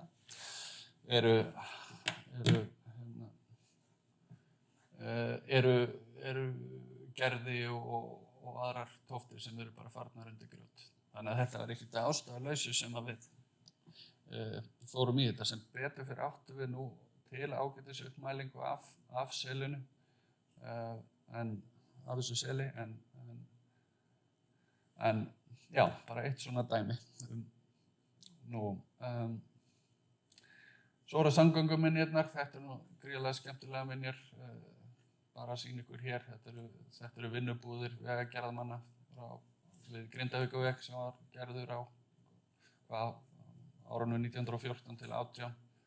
Þannig voru með allar aðstöðu, smiðju, hesthús, vífurhús, leiðavörður ýmsar sem við gripum upp, en förum vonandi í að gefa meiri gaum þegar við förum í að skrá leiðirnar. Þannig við áttum okkur á því að við tókum alltaf bara beint strik á selin þegar við vorum með þetta allt hlaðið inn í GPS-tæki, en lentum svo í þvílíkum ógöngum að við náttúrulega lentum bara í einhverjum gapandi gjám og svo framvegis. En í einstaka tilvikum þá duttum við niður á þessar gömlu leiðir og vorum oft miklu fljótari eftir þeim. Þó að væri lengri leiðir, en þá vorum við miklu fljótari að fara eftir þeim. Og það gerir þetta svo spennandi, því þetta eitthvað sem fólk hefur verið að kortleggja hérna árhundruð. Og það komi líka óvart hvað þetta landslag sem maður vanur að horfa á flatt út frá Reykjanesbrautinni, hvað þetta hefur ofboðslega mikla þrívídd í sér.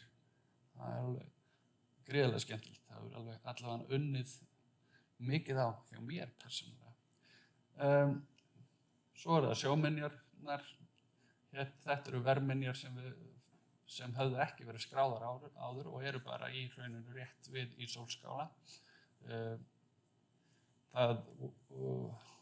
Við tókum einhverja könnuskurði í þetta, en við eigum eftir að vinna betur úr þeim niðurstöðum. Og loks nokkra myndir, ein mynd frá Ísólfsskála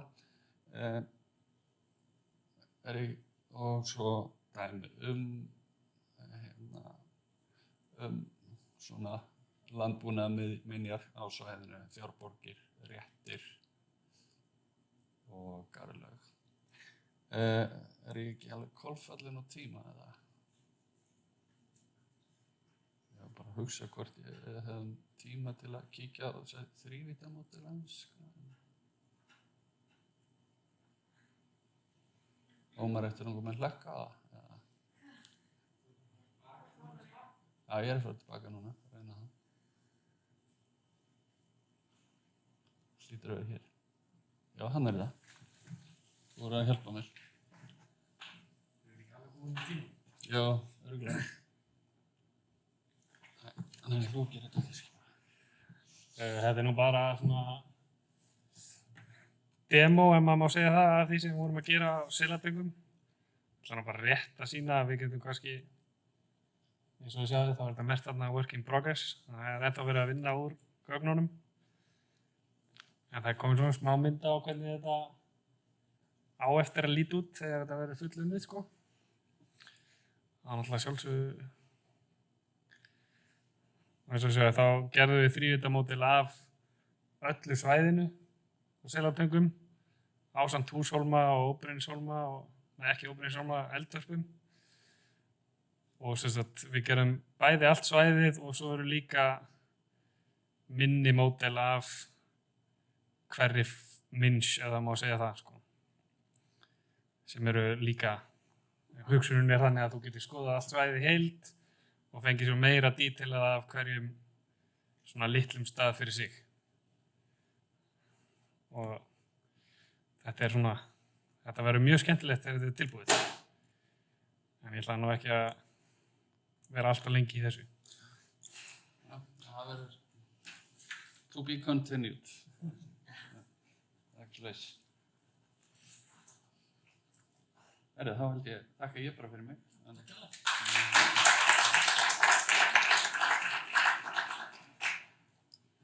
Er eitthvað spurningar handa Oddgeiri?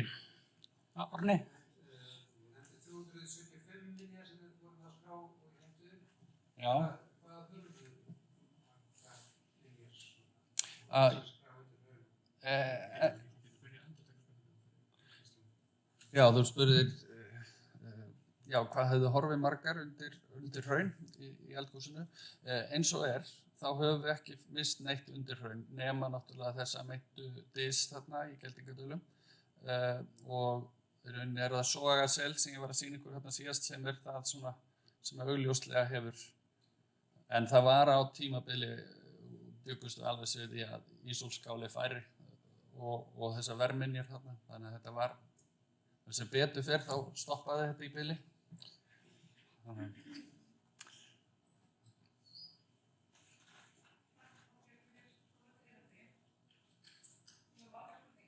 Já.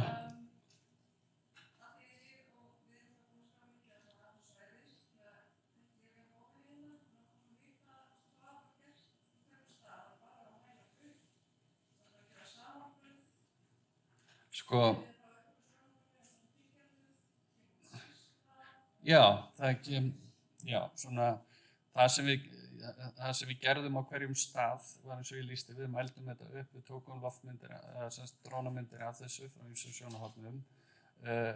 Það mun, á vordögum á næsta ári koma út svona ítarlegri skýrsla þar sem að vissulega verður farið út í einhverja meiri samanburða á skráningunum.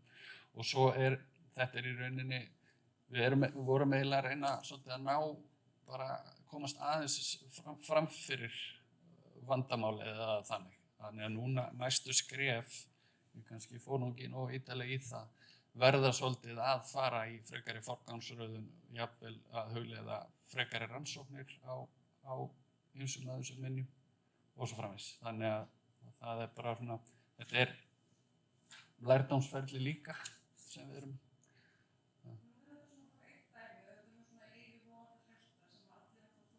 Já.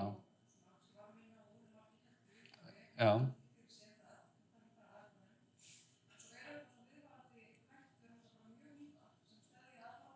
Já.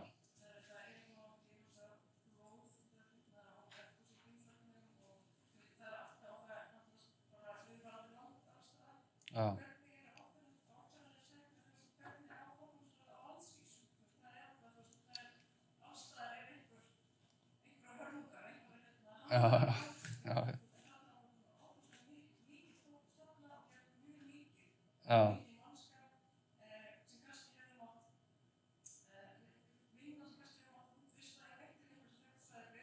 Já, já, já, já, já, já,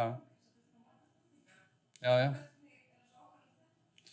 Já, við svo sem náttúrulega vorum að bregðast, þá náttúrulega voru engin fordæmi fyrir þessu hjá okkur. Þannig að, og ég er ekki að segja að við munum endilega bregðast við á sama hátt núna. Þú talar útvista jafnvel, það er ekkert útilokun fyrir það skotið. Við í rauninni vorum náttúrulega bara að bregðast hratt við akkurat í þessu tilviki, en vissulega það er alveg, þetta er hluti af ferlinu verður svolítið að skoða hvernig við erum að díla við þetta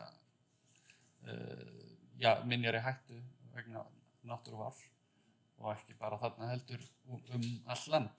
Þannig að það er bara hluti af þessu ferli, held ég.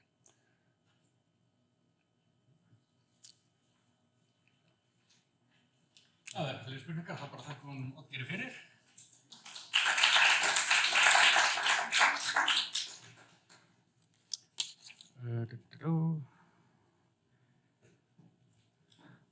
Þá er hún Arndís næsta dagskrá.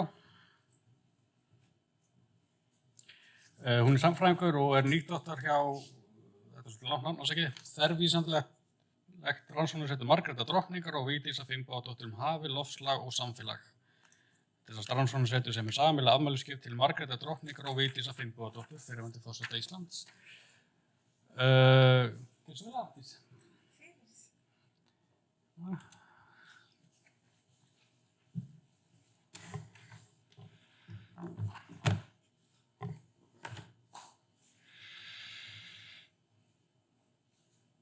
Komið þið sæl og gaman að vera með ykkur í dag. Í þessu erindi sem að mér fannst einhvern veginn rétt að nefna hamskipti, þá ætla ég að ræða sem sagt náttúru, hamfarir og menningar / náttúruarf sem samtvinnað ferli sem að streitist gegn manngerðri innrömmun og utanumhaldi. Og ég mun ekki ræða hamfarir kannski sem slíkar, heldur tengja þær frekar við fyrirbæri sem við köllum hamfarir við þá vinnu sem þegar er víða í gangi og snýrað hlutverki menningar og náttúruarfs í heimi sem er stöðugt að breytast. Mikið af þeim breytingum er sett af manna völdum eins og hefur komið fram. Það má því kannski segja að hér séu hamfarir notaðar sem tæki til að hugsa með og spekulera kannski á þeim nótum. Veitu hvernig? Já. Til að undirstrika þau margvíslegu tengsl sem að liggja að baki arfi sem ferli, þá ætla ég að taka dæmi úr hrauninu í kringum Voga í Mývatnssveit. En það hefur meðal annars verið uppspretta náttúruhamfara og manneskjulegra áfalla en einnig leikja barna þar sem hraunið hefur gegnt mikilvægu hlutverki fyrir fjörugt ímyndunarafl. Sveitin í kringum Mývatn, eins og við vitum flest, liggur á flekamótum Evrópu og Norður-Ameríku og er umhverfi þess mótað af samspili vatns, jökla og eldsumbrota allt frá ísöld til þess sem við köllum nútíma. Nærumhverfi Mývatns bera mestu svip af Laxárhrauni hinu yngra sem rann úr Grænavatnsborgum, Þrengslaborgum og Lútensborgum fyrir svona 2300 árum eða svo. En þetta hraun nær allan hringinn í kringum vatnið ef frá er talinn austari hluti svokallaðs ytri flóa sem er þá,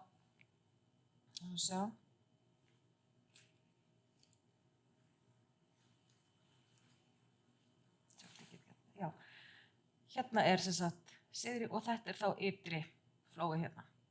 Og hérna eru vogar þar sem að hraunið er sem að ég ætla að ræðum. Hverfjall sem við þekkjum mörg og náttúrulega jarðböðin eru þarna einhvers staðar. mörg okkar hafi farið þangað og vita hvar þau eru. Vogarhraun myndaðist þá í Hverfjálseldum en eru umleikis einnig Dalaeldum og Mývatnseldum sem hófust þá í kringum 1724 eins og kunnugt er. Á það hefur verið bent að frjósemi vatnsins, þar sem samspil baktería, þörunga, fiska og fugla svo flókið að tæki nútíma vísindarannsókna ná varla utan það, megi meðal annars rekja til eldsumbrota. Sömu eldsumbrot hafa enga síður einnig haft áhrif á lífríkið með þeim hætti að það hefur gefið mannfólki minna í aðra hönd eða jafnvel hætt því skeið. Þannig segir Jón Sæmundsson prestur frá í kjölfar Mývatnselda.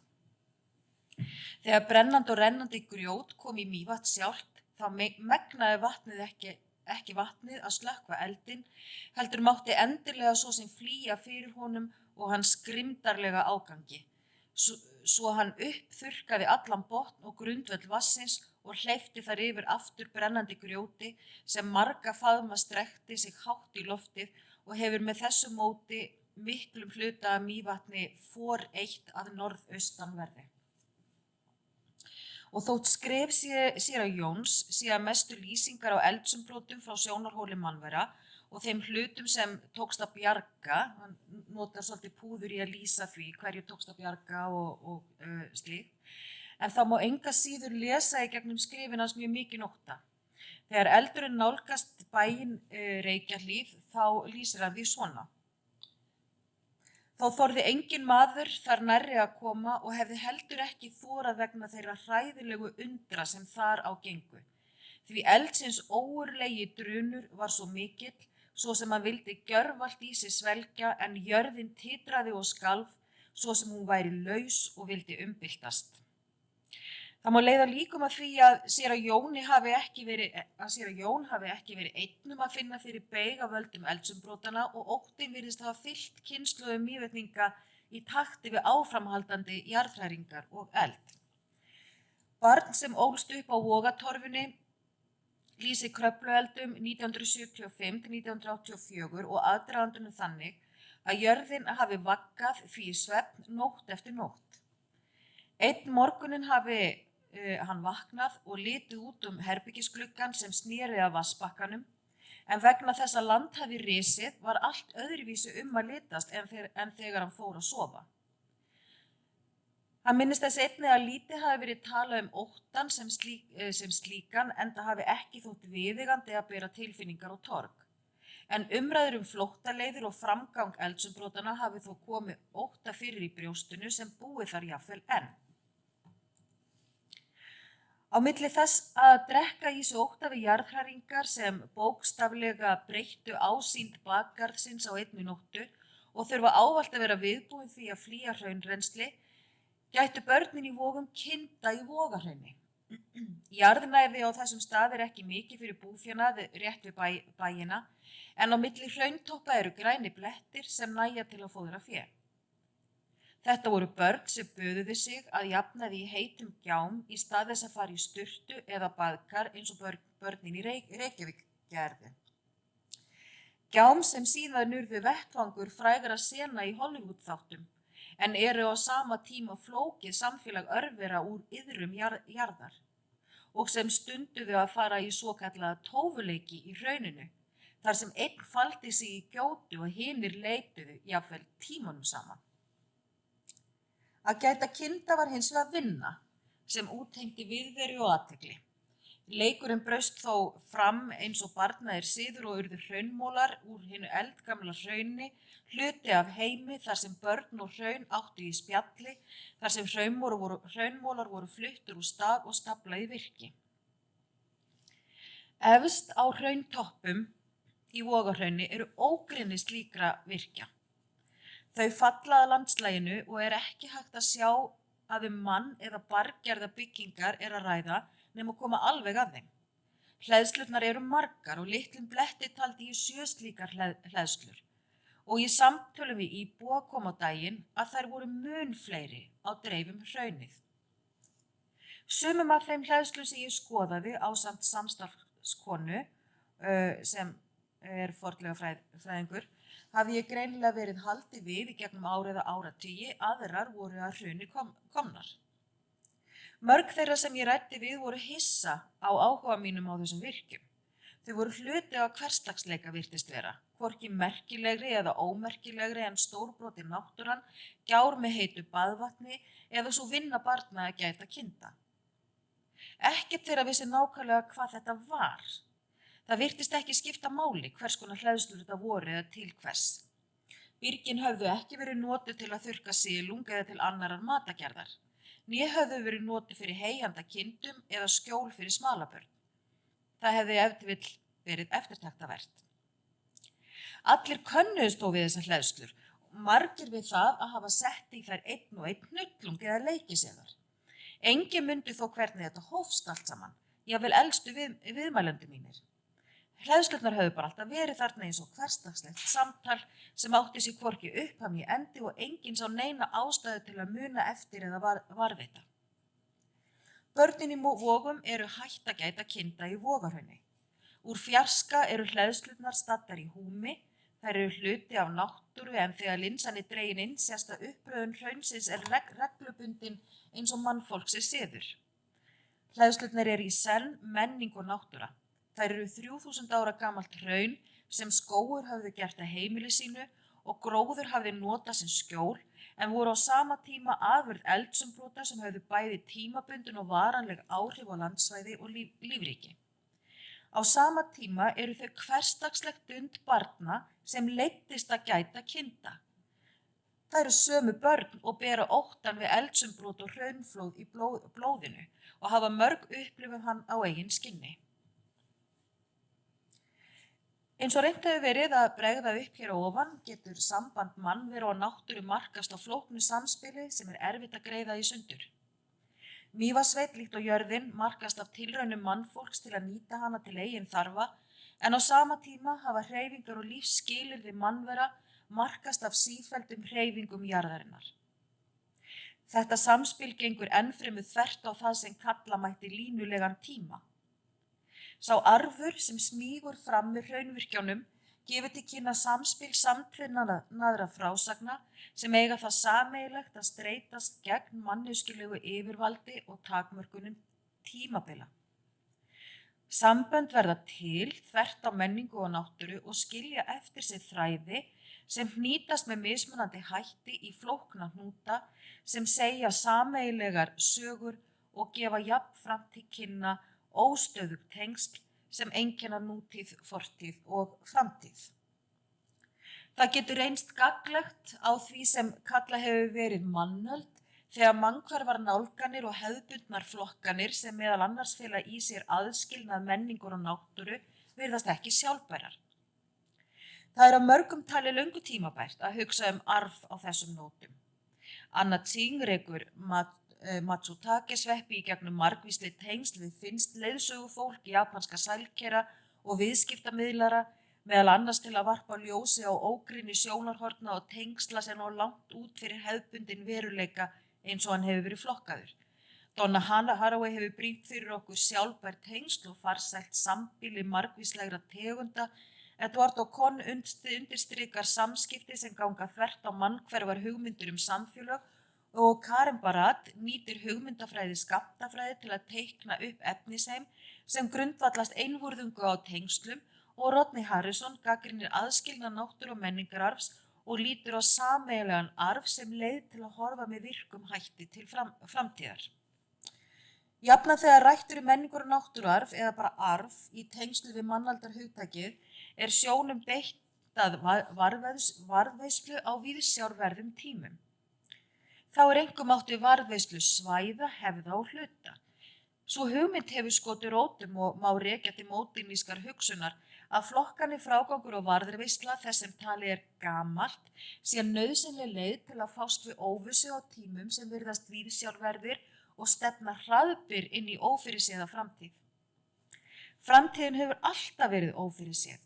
Hins vegar kann að vera að á tímum þar sem samspil menningar, samfélag og náttúru verður sífellt augljósara og sífellt reynist erfiðar að viðhalda þeirri tilhneigingu að frysta myndir af fortíð sem skipulagðan leiðarvísir inn í framtíðina, að gagnsemi arfs felist fremur í því að taka eftir mannlegum og ómannlegum tengslum, einkum hinum hversdagslegum. Úr slíkum áherslum á sambýli og rofin eða órofin sambönd gæti skapast nauðsynleg tilfinning fyrir samhengi og þeim möguleikum sem eru alltaf fyrir hendi.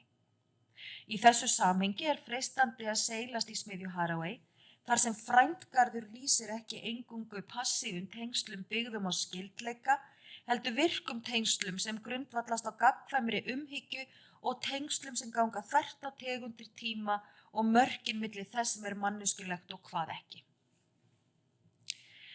Hendur mýveskra barna hafa að því virðist í gegnum kynslóðir fest hönd á mólum úr hrauni sem skóp umhverfi þeirra og raðaði hringlaga virki án þess að virða meðvitað óljós og tilbúin mörk milli hólósenu og mannaldar.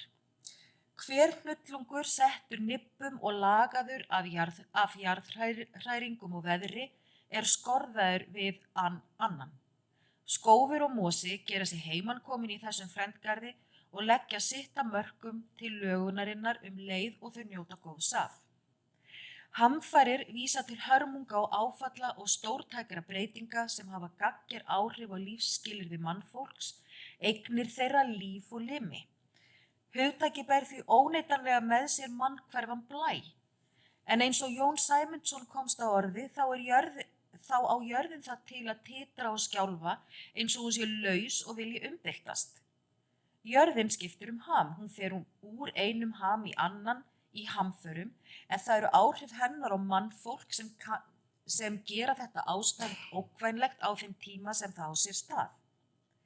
Eftir að jörðin hefur bylgt sér verða annars konar tengsl og ef til vill þarf ekki eldsumbrot til að hamskipti eigi sér stað. Ef til vill geta hamskiptin einnig átt sér stað í röðum lítilla og nær ósýnilegra athafna.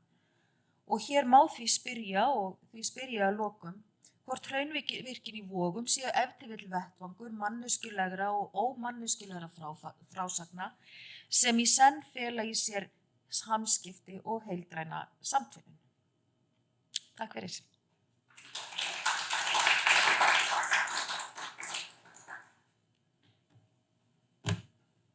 Ykkur spurningar handa henni Arndísi? Adolf? Já, takk fyrir erindið.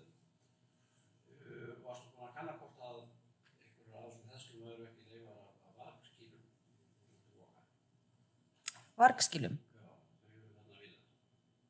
Það er alveg samspil náttúru og manns og Akkurat. samspil nefnum tegunda og það nú helst vargurinn sem þarna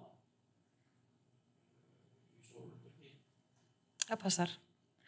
Sko, það kom ekki fram í samræðum mínum við fólk. Það sem kom fram í samræðum mínum við fólk var að, og það myndist enginn á það, þetta ákaflega áhugaverður punktur og sem ég ætla að leyfa mér að skoða þá betur. Það sem kom hins vegar fram í samræðum mínum við fólk var að þau hefðu bara hreinlega byggt þetta sem börn. Það var bara svona legokuppar, var það vegi þeirra og ég náttúrulega sem uppalinn borgarbarn spurði okkur þau hefðu ekki bara lesið, en það náttúrulega mátti ekki því það var of mikið dund einhvern veginn, þannig að þau gerðu þetta til að stytta sér stundir. Það var svona þeirra skýring á þessu og þeim fannst þetta svo hversdagslegt að þau voru steinhissa að ég hefði yfir höfuð áhuga á þessu.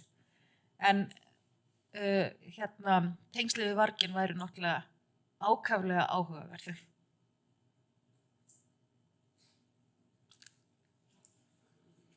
Fleiri? Sólun, varstu að spyrja?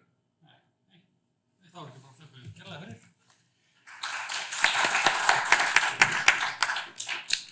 Það er alltaf gaman að vingast við varginn. Við náttúrulega skráum líka svona staði í fornleifaskráningu oft, svona leikvelli barna.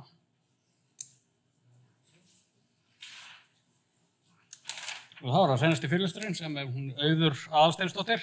Hún er doktor í almennri bókmenntafræði og er nýdoktor á sama setri og hún Arndís.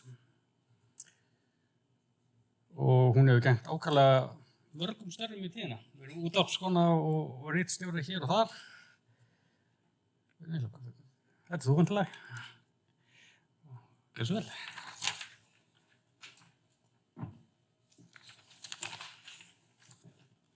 ít ég bara á þetta hér. Já, upp og niður. Komið sæl.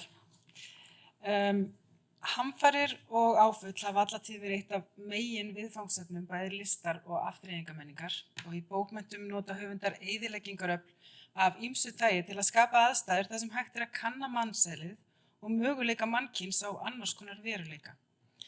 Hvernig bregðast manneskjur til dæmis við yfirvofandi útrýmingu mannkyns og hvers konar samfélag væri hægt að byggja á rústum okkar siðmenningar. Því hamfarir fel ekki einungis í sér óvænta eyðileggingu, eins og hamfara sérfræðingurinn Kristján Setúbal láta orða það, heldur möguleika á að læra meira hvert annað samfélagið, grundvallar hugmyndir okkar rétt og réttlæti og ef til vill framtíðina. Hamförum fylgja alla jafna breytingar og í sögulegu samhengi tengjast þær oft einhvers konar framþróun, persónulegri, samfélagslegri eða tæknilegri. Hamfarir marka því oft vendipunkt í mannkynssögunni og það sama má segja skáldaðar hamfarir, þær eru gjarnan notaðar til að marka vendipunkt í sögufléttu. Náttúruhamfarir eru þó oftar notaðar á táknrænan hátt í skáldskap til að spegla og undirstrika ýmiss konar sálfræðileg og samfélagsleg áföll. Skáldsagan Eldarnir eftir Sigríði Hagalín Björnsdóttur, sem ber hreinlega undirtitilinn Ástin og aðrar hamfarir, eiginlega gott dæmi hvort tveggja. Og þarna hún dæmi það hvernig þessi innri og ytri vinkill fléttast saman. Þar sífellt bent á samræmi milli jarðhræringa á Reykjanesskaga og tilfinningalegra hræringa innra með aðalpersónunni, eldfjallafræðingnum Önnu sem verður óvænt ástfangin af öðrum en eiginmanni sínum. Löng hefð fyrir því að tengja á þennan hátt milli umhverfis og innri manns, ytra og innra landslags eins og stundum talað Þjóðernisleg útgáfa slíkra tenginga birtist í kenningum að skapgerð þjóða mótist á náttúrunni sem þær búa í. Á sýningunni Meira en 1000 orð tókst myndlistarkonan Jóna Hlíf Halldórsdóttir á við klisjurnar sem sprottið hafa upp af þeim hugmyndum. Eru til þjóðardygðir eða sér íslenskar tilfinningar, spyr hún í texta sem dreift var á sýningunni. Og yfir ljósmyndir úr íslenskri náttúru og sögu letur hún frasa á borðið íslensk auðmýkt eða íslensk hamingja. Í sumum verkum, til dæmis í ljósmynd af gufusbúandi hver, virðist samspil orða og mynda samrýmast hefðbundnum hugmyndum það hvaða áhrif illhemjanleg náttúra hafi haft á íslenska skapgerð, að líkt og hverir geymum við ólgu undir að því að virðist kyrru yfirborði.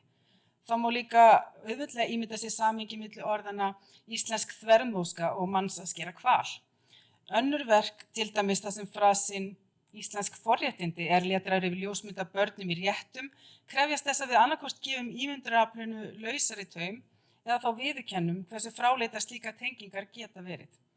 Í texta frá sýningunni segir við lifum endalaust í ákveðinni þversögn sem aldrei verður leyst, verðum alltaf bæði alþjóðleg og íslensk í senn. Sú yfirlýsing á vel við núna þegar náttúran sem birtist í íslenskum bókmenntum og myndlist ber merkjum auknar áhyggjur af hnattrænum loftslagsbreytingum. Rithöfundurinn Steinunn Sigurðardóttir sagði á ráðstefnu Jökla árið 2017 að vaxandi meðvitund forgengileika þeirra náttúru sem við þekkjum skeki hugmyndir okkar hið eilífa og varanlega og valdi því að rithöfundar geti ekki lengur skrifað náttúruna á sama hátt og áður.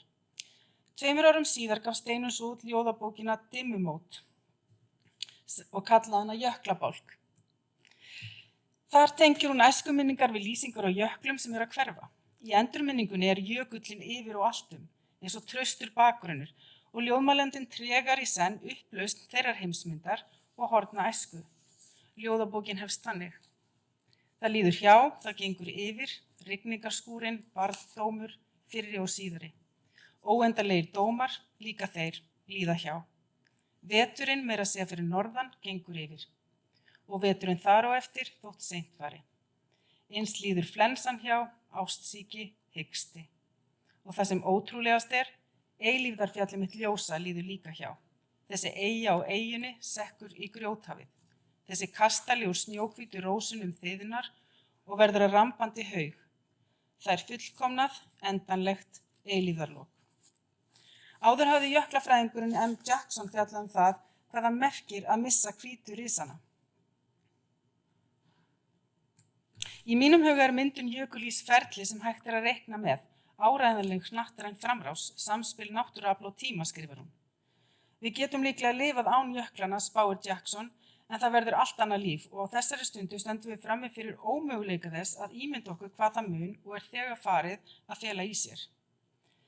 Tala jökla og loftslagsbreytingar lamar okkur því umfangið svo stórt, segir Jackson. Við getum ekki einu sinni ímyndað okkur breytingarna sem vísindamenn eru nú þegar að skrásetja. Óhugsandi orðið sem við notum í dag.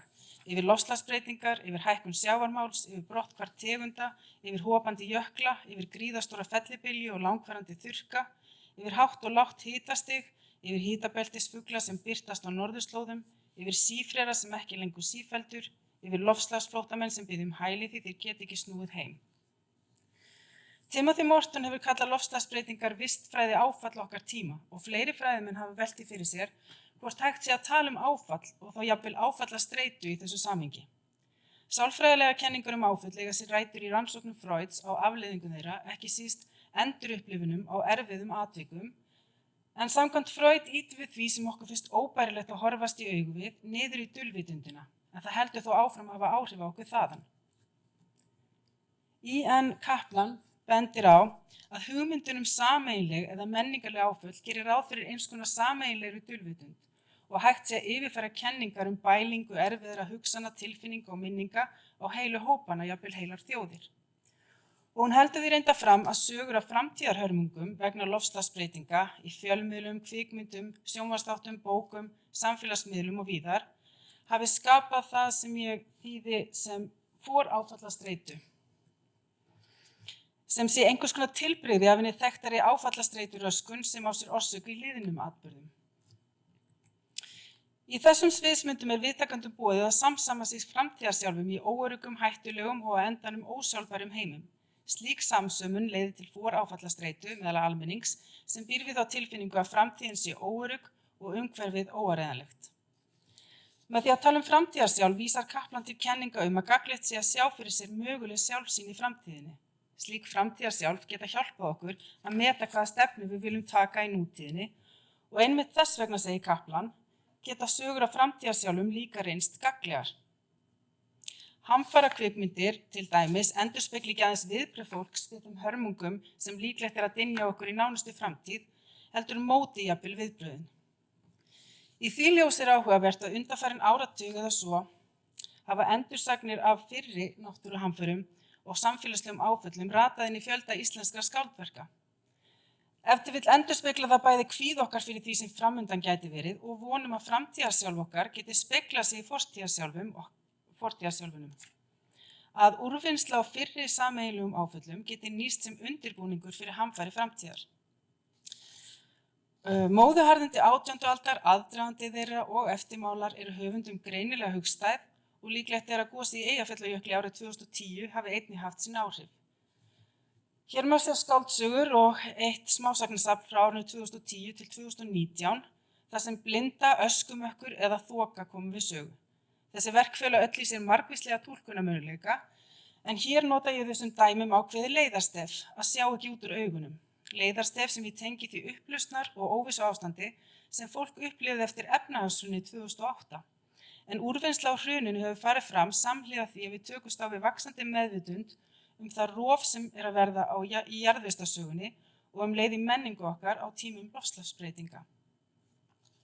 Skáldsagan Jón eftir Ófeig Sigurðsson sem kom út 2010 gerist á árunum 1755 til 1756 og lýsir einum vetri í lífi eldprestsins Jóns Steingrímssonar þegar hann ferðast yfir Ísland á flótta undan orðrómi hann hafi myrt fyrrum eiginmann konu sinnar.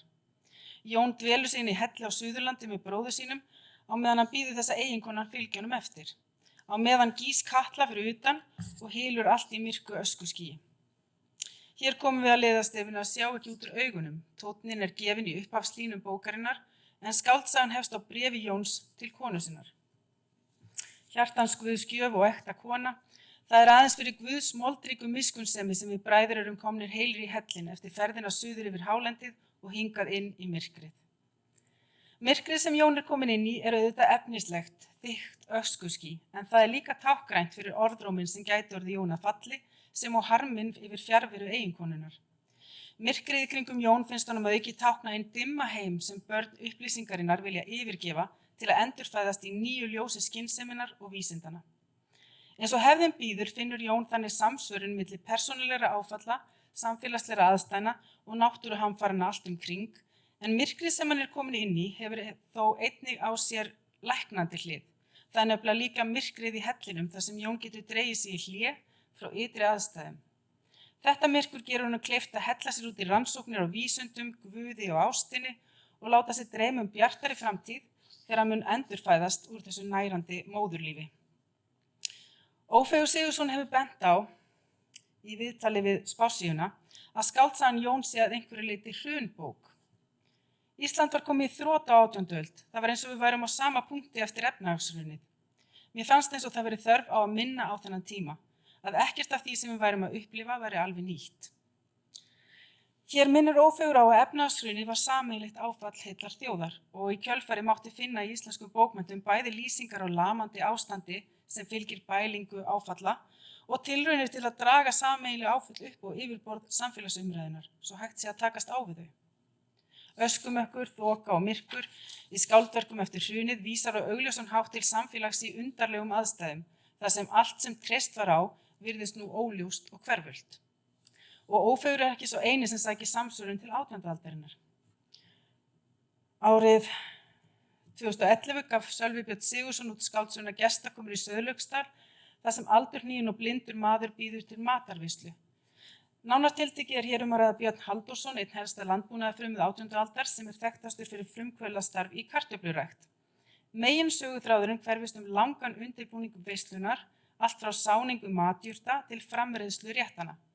Úr verður lýsing á manni sem lifir fyrir þá hugsjón að skynsamleg ræktun og nýting lands geti skilað sér í heilbrigðari og hamingjusamri þjóð. Sölvi Björn og Ófeigur gera sér mat úr aðdraganda og eftirleik móðuharðindina. Skálda upp í eyður á lífsferli manna sem kenndir hafa verið við nýtt þjóðlífsspor og eru taldir upphafsmenn eða fyrirboðar endurreisnar á Íslandi. Sögupersónurnar sem þeir skapa upp úr gömlum heimildum takast á við óblíð náttúruöfl, ösku, myrkur og dauða, en þótt stundum sækja þeim vonleysi lifir af hjá þeim vonarglæta. Ef við lesum þessa sögur þannig að þessi öðrum þræði uppgjör við góðæri, hrun og kreppu í samtímanum, virðast Gestakomur í Sauðlauksdal benda á lausn í sjálfbærni og skynsamlegri nýtingu landsins sem helst í hendur við hægari og raunsæri lífstíl. Þessi lausn byggir á hugsjónum sem menn af heldri stéttum höfðu í lok 18. aldar en skiluðu sér aldrei í jafnari skiptingu lífsgæða. Sölvi Björn endurskrifa sögu Björns í Sauðlauksdal á þann veg að þær gnægtir sem hann telur að Ísland hafi upp á að bjóða reynist ekki aðeins fyrir heldri menn heldur almúgan og jafnvel sérstaklega þá lægst settu. Bók Sölva Björns felur því í senn í sér óskhyggju það hvernig ævisaga Björns Halldórssonar hefði átt að enda, hvernig saga okkar hefði átt að vera og hugsjón eitthvað sem við gætum gert núna á tímum þegar okkur finnst greinilega nærtækt að líta til seinni hluta 18. aldar. Að minnstakosti á smásagan Ávöxtur hafgólunar úr bókinni Vetrargulrætur eftir Rögnu Sigurðardóttur einnig að gerast á þeim tíma. Nánar tiltekið í Eyjafirði árið 1779. Hún byggir á heimildum að það ár hafi danskur kaupmaður verið með 2 perutré á Akureyri og hafi annað þeirra borið einn fyrsta ávöxtinn sem vitað er að hafi verið ræktaður á landinu.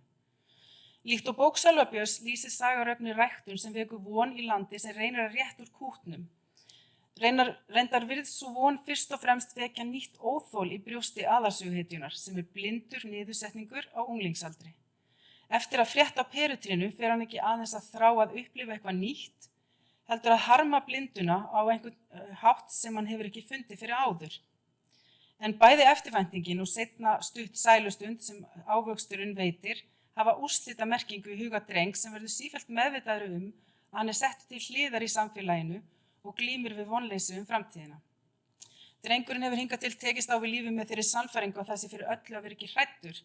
Tilhugsunin perurnar hjálpar honum að finna hugrekkið aftur og stela einni þeirra, svo hann getur boðið vini sínum að deila þessum forboðna ávexti með sér og geymt 1 perufræ til að setja niður næsta vor í vonum fleiri ávexti. Í sögum Sölva og Rögnu rækta blindar sögupersonur gróður sem þær vonast til að beri ávöxt í framtíðinni. Það er í raun eins og blindan gefið þeim innsýn í mögulega framtíð sem aðrir eru ófærir að sjá, því þeir eru sífellt með sjónir á því sem blasir við. Í stað þess að sjá perutrén verður blindi drengurinn í sögurögnu að ímynda sér þau, en ímyndunarafli gerir honum kleift að ganga lengra og upplifa hvernig sé að ganga í alvöru skógi. Þannig verður reynsla hans önnur og dýpri en annara, og vegna þess að sjónleysið krefst þess að hann þjálfi þannig ímyndunaraflið, hefur hann það fram yfir aðra að hann getur ímyndað sér hvernig sé að bíta í forboðin ávöxt, þannig að hann verður til í að leggja allt í sölurnar til að upplifa það, að upplifa eitthvað nýtt sem aðrir missa af. Ef við túlkum blindu gamlamannsins og drengsins en lýsingu á ástandi þjóðar í kjölfar hamfara, mætti túlka það sem svo að þótt að virðist hamlandi, opnar það nýja möguleika. Hamfara sérfræðingurinn, Kristján Setefur Láta, sem ég minntist á í upphafi, áréttar einmitt að hamfarir sýni okkur það sem við sáum ekki áður, en það ger okkur kleift sem samfélag að nota reynsluna af þeim á uppbyggilegan hátt til að læra eitthvað okkur sjálf og samfélagið, veikleika okkar og styrkleika og til að búa okkur betur undir framtíðarhamfarir. Undanfarin ár hefur loftslagskvíði sett æ meira mark á það hvernig við skrifum og einnig hvernig við lesum. Því er freistandi að tengja þetta mótíf að sjá ekki út úr augunum sem á úrvinnslu á afleiðingum efnahagshrunsins við stigvaxandi meðvitund það rof sem er að verða í jarðvistarsögunni og leið í menningu okkar á tímum loftslagsbreytinga. Enda er hrunið rækilega samofið tortímandi stefnu í umhverfis- og loftslagsmálum í hugum margra Íslendinga og auðvelt að túlka áfallið sem því fylgdi sem forsmekka því sem koma skal. Strax árið 2011 í skáldsögunni Jarðnæði túlkar Oddný Eir Ævarsdóttir efnahagshrunið sem staðfesting á því að samfélagslegt óréttlæti er samofið umhverfislegu óréttlæti og talar kaupsýslumenn sem búa í skattaskjólum og skattfrjálsum skýjum og svo rignir bara rusli og mengun yfir okkur hin. Annað dæmi slíka tengingu er málverkið My Sister Told Me eftir Þórdísi Aðalsteinsdóttur. En í fréttatilkynningum sýninguna þar sem verkið var sýnt segir að það sé innblásið af samtali listamannsins við systur sína. Í tilkynningunni stendur: Eftir efnahagshrunið á Íslandi sagði systirinnar að sala á áfengi ykist í kreppum og hann drykki nú mikið rauðvín. Í málverki Þórdísar Aðalsteinsdóttur er drukkin og reiður ísbjörn að kljást við sína krísu á siglingu út úr tilverunni á síðasta ísjakanum. Hann kveður okkur með uppréttum miðfingri. Þótt engin reistur miðfingur sé reyndar sjáanlegur í málverkinu sjálfu, gefur þessi kynningarteksti verkinu pólitískan merkingarauka sem undirstrikar hið samtvinnaða samfélagslega og umhverfislega óréttlæti. Textahöfundurinn túlkar það svo að ísbjörninn á myndinni sé reiður, enda var efnahagshrunið árið 2008 traumatísk reynsla fyrir Íslendinga sem stóðu skyndilega frammi fyrir þeirri staðreynd að við erum stödd í súrrealískum veruleika, háð óskiljanlegum fyrirbærum á borð við spákaupmennsku hagkerfi og aflandsviðskipti, fyrirbærum sem við höfum sjálf skapað en ógna tilveru okkar. Ísbjörnin táknar mannfólkið en leið er hann ekki við, heldur aðrar dýrategundir sem við erum segum að draga með inn í sjálfskaparvítið hamfarahlýnun, afurð innvæðingar og kapitalisma. Samhliða erum við, manneskjur og ísbjörnir, að vakna upp í veruleika sem við höfum enga stjórn á og höfum engin úrræði önnur en að halda partíinu áfram og ekkert annað framlag en að halda áfram að pissa, ekki í skóinn, heldur þegar hækkandi sjávarborð sem á táknrænan hátt yfirtekur nánast allan myndflötinn. Myndin er svo miklu lengri, þannig að það er miklu meiri sjór. Fræðimenn og höfundar hafa undanfarið velti fyrir sér hvernig hægt sé að takast á við loftslagsbreytingar með þeim frásagnarformum sem við þekkjum, þegar þær eru stærri en öll fyrri reynslu okkar, stærri en tungumálið og flestar myndhverfingar sem við notum til að skilja veruleikann, eins og Andri Snær Magnússon orðar það. Amitav Ghosh veltir því fyrir sér hvort hið myndræna nái best að miðla veruleika hnattrænnar hlýnunar. Og það má taka undir það að myndlist á borð við myndaröðina Revelation eftir Hrafnkell Sigurðsson sem sýnir fljótandi plast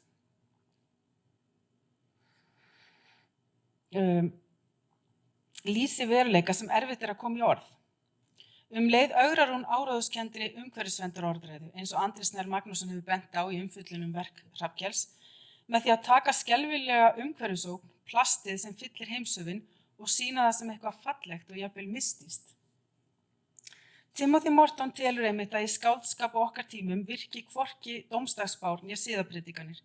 Fólk sé hvort eða fyrir löngu búið að átta sig á því ef ekki meðvitað þá ómeðvitað, að við erum þegar stödd í nýjum veruleika sem við erum sjálf ábyrg fyrir. Morton segir að í staðinn þurfum við list sem talar til dulvitundarinnar.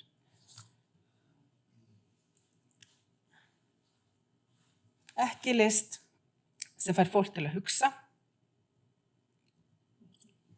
heldur leiðir það í gegnum innra rými sem erfitt að komast í gegnum. Hér hef ég einmitt gengið út frá því að myndmál þoku, ösku, myrkurs og blindu í nýlegum bókmenntum tala ekki bara til persónulegra dulvitundar hvers og eins, heldur einnig sameiginlegra dulvitundar og snerti meðal annars við sameiginlegum kvíða okkar vegna yfirvofandi loftslagshamfara. En þótt ég sé sammála því að það sé tilgangslaust og jafnvel skaðlegt að krefja bókmenntir og listir réttan boðskap á tímum loftslagsbreytinga, en slíkar kröfur sér maður reyndar í auknum mæli, þá tel ég líka það sé jafn tilgangslaust og skaðlegt að krefjast ákveðna tegundar skáldskapar. Mér finnst blasa við að rithöfundar og aðrir listamenn eru þegar farnir að takast á við hið nýja veruleika á ýmsan hátt. Í bókinu tímann og vatni segir Andri Snær að eina leiðin til að skrifa málefnið sé að fara aftan að því til hlýðar, undir það, aftur og fram í tímann, vera persónulegur og vísindalegur og nýta sér tungumál goðafræðinnar. Það gerir reyndar Oddný Ýr Ævarsdóttir allt saman í skáldverkunum Jarðnæði og Undirferli, þar sem umhverfismál í brennitepli, og hún bætir í blöndun á dulspeki af ýmsu tagi. Markmiðið að skapa heildræna sýn sem tekur fleiri þætti til greina en vísindalega staðreyndir og hagnýti, en það krefst hlýnun jarðar þess að við hugum ekki bara einu stærra hnattræna samhengi, heldur að lausnum sem snerta allar hliðar tilverunar og kallar leið á margbreytileg viðbrögð innan listana.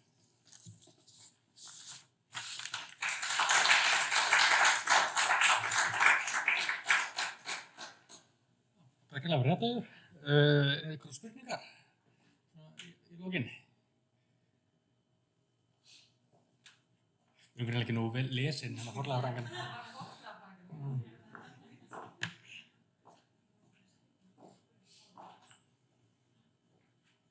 Þá komið að lokum málþingsins. Við þökkum fyrirlesturum fyrir þeirra framlag og reyndar hérna ég glemdi nafnið að byrjun. Þökkum auðvitað Þjóðminjasafninu Íslands líka fyrir aðstofuna.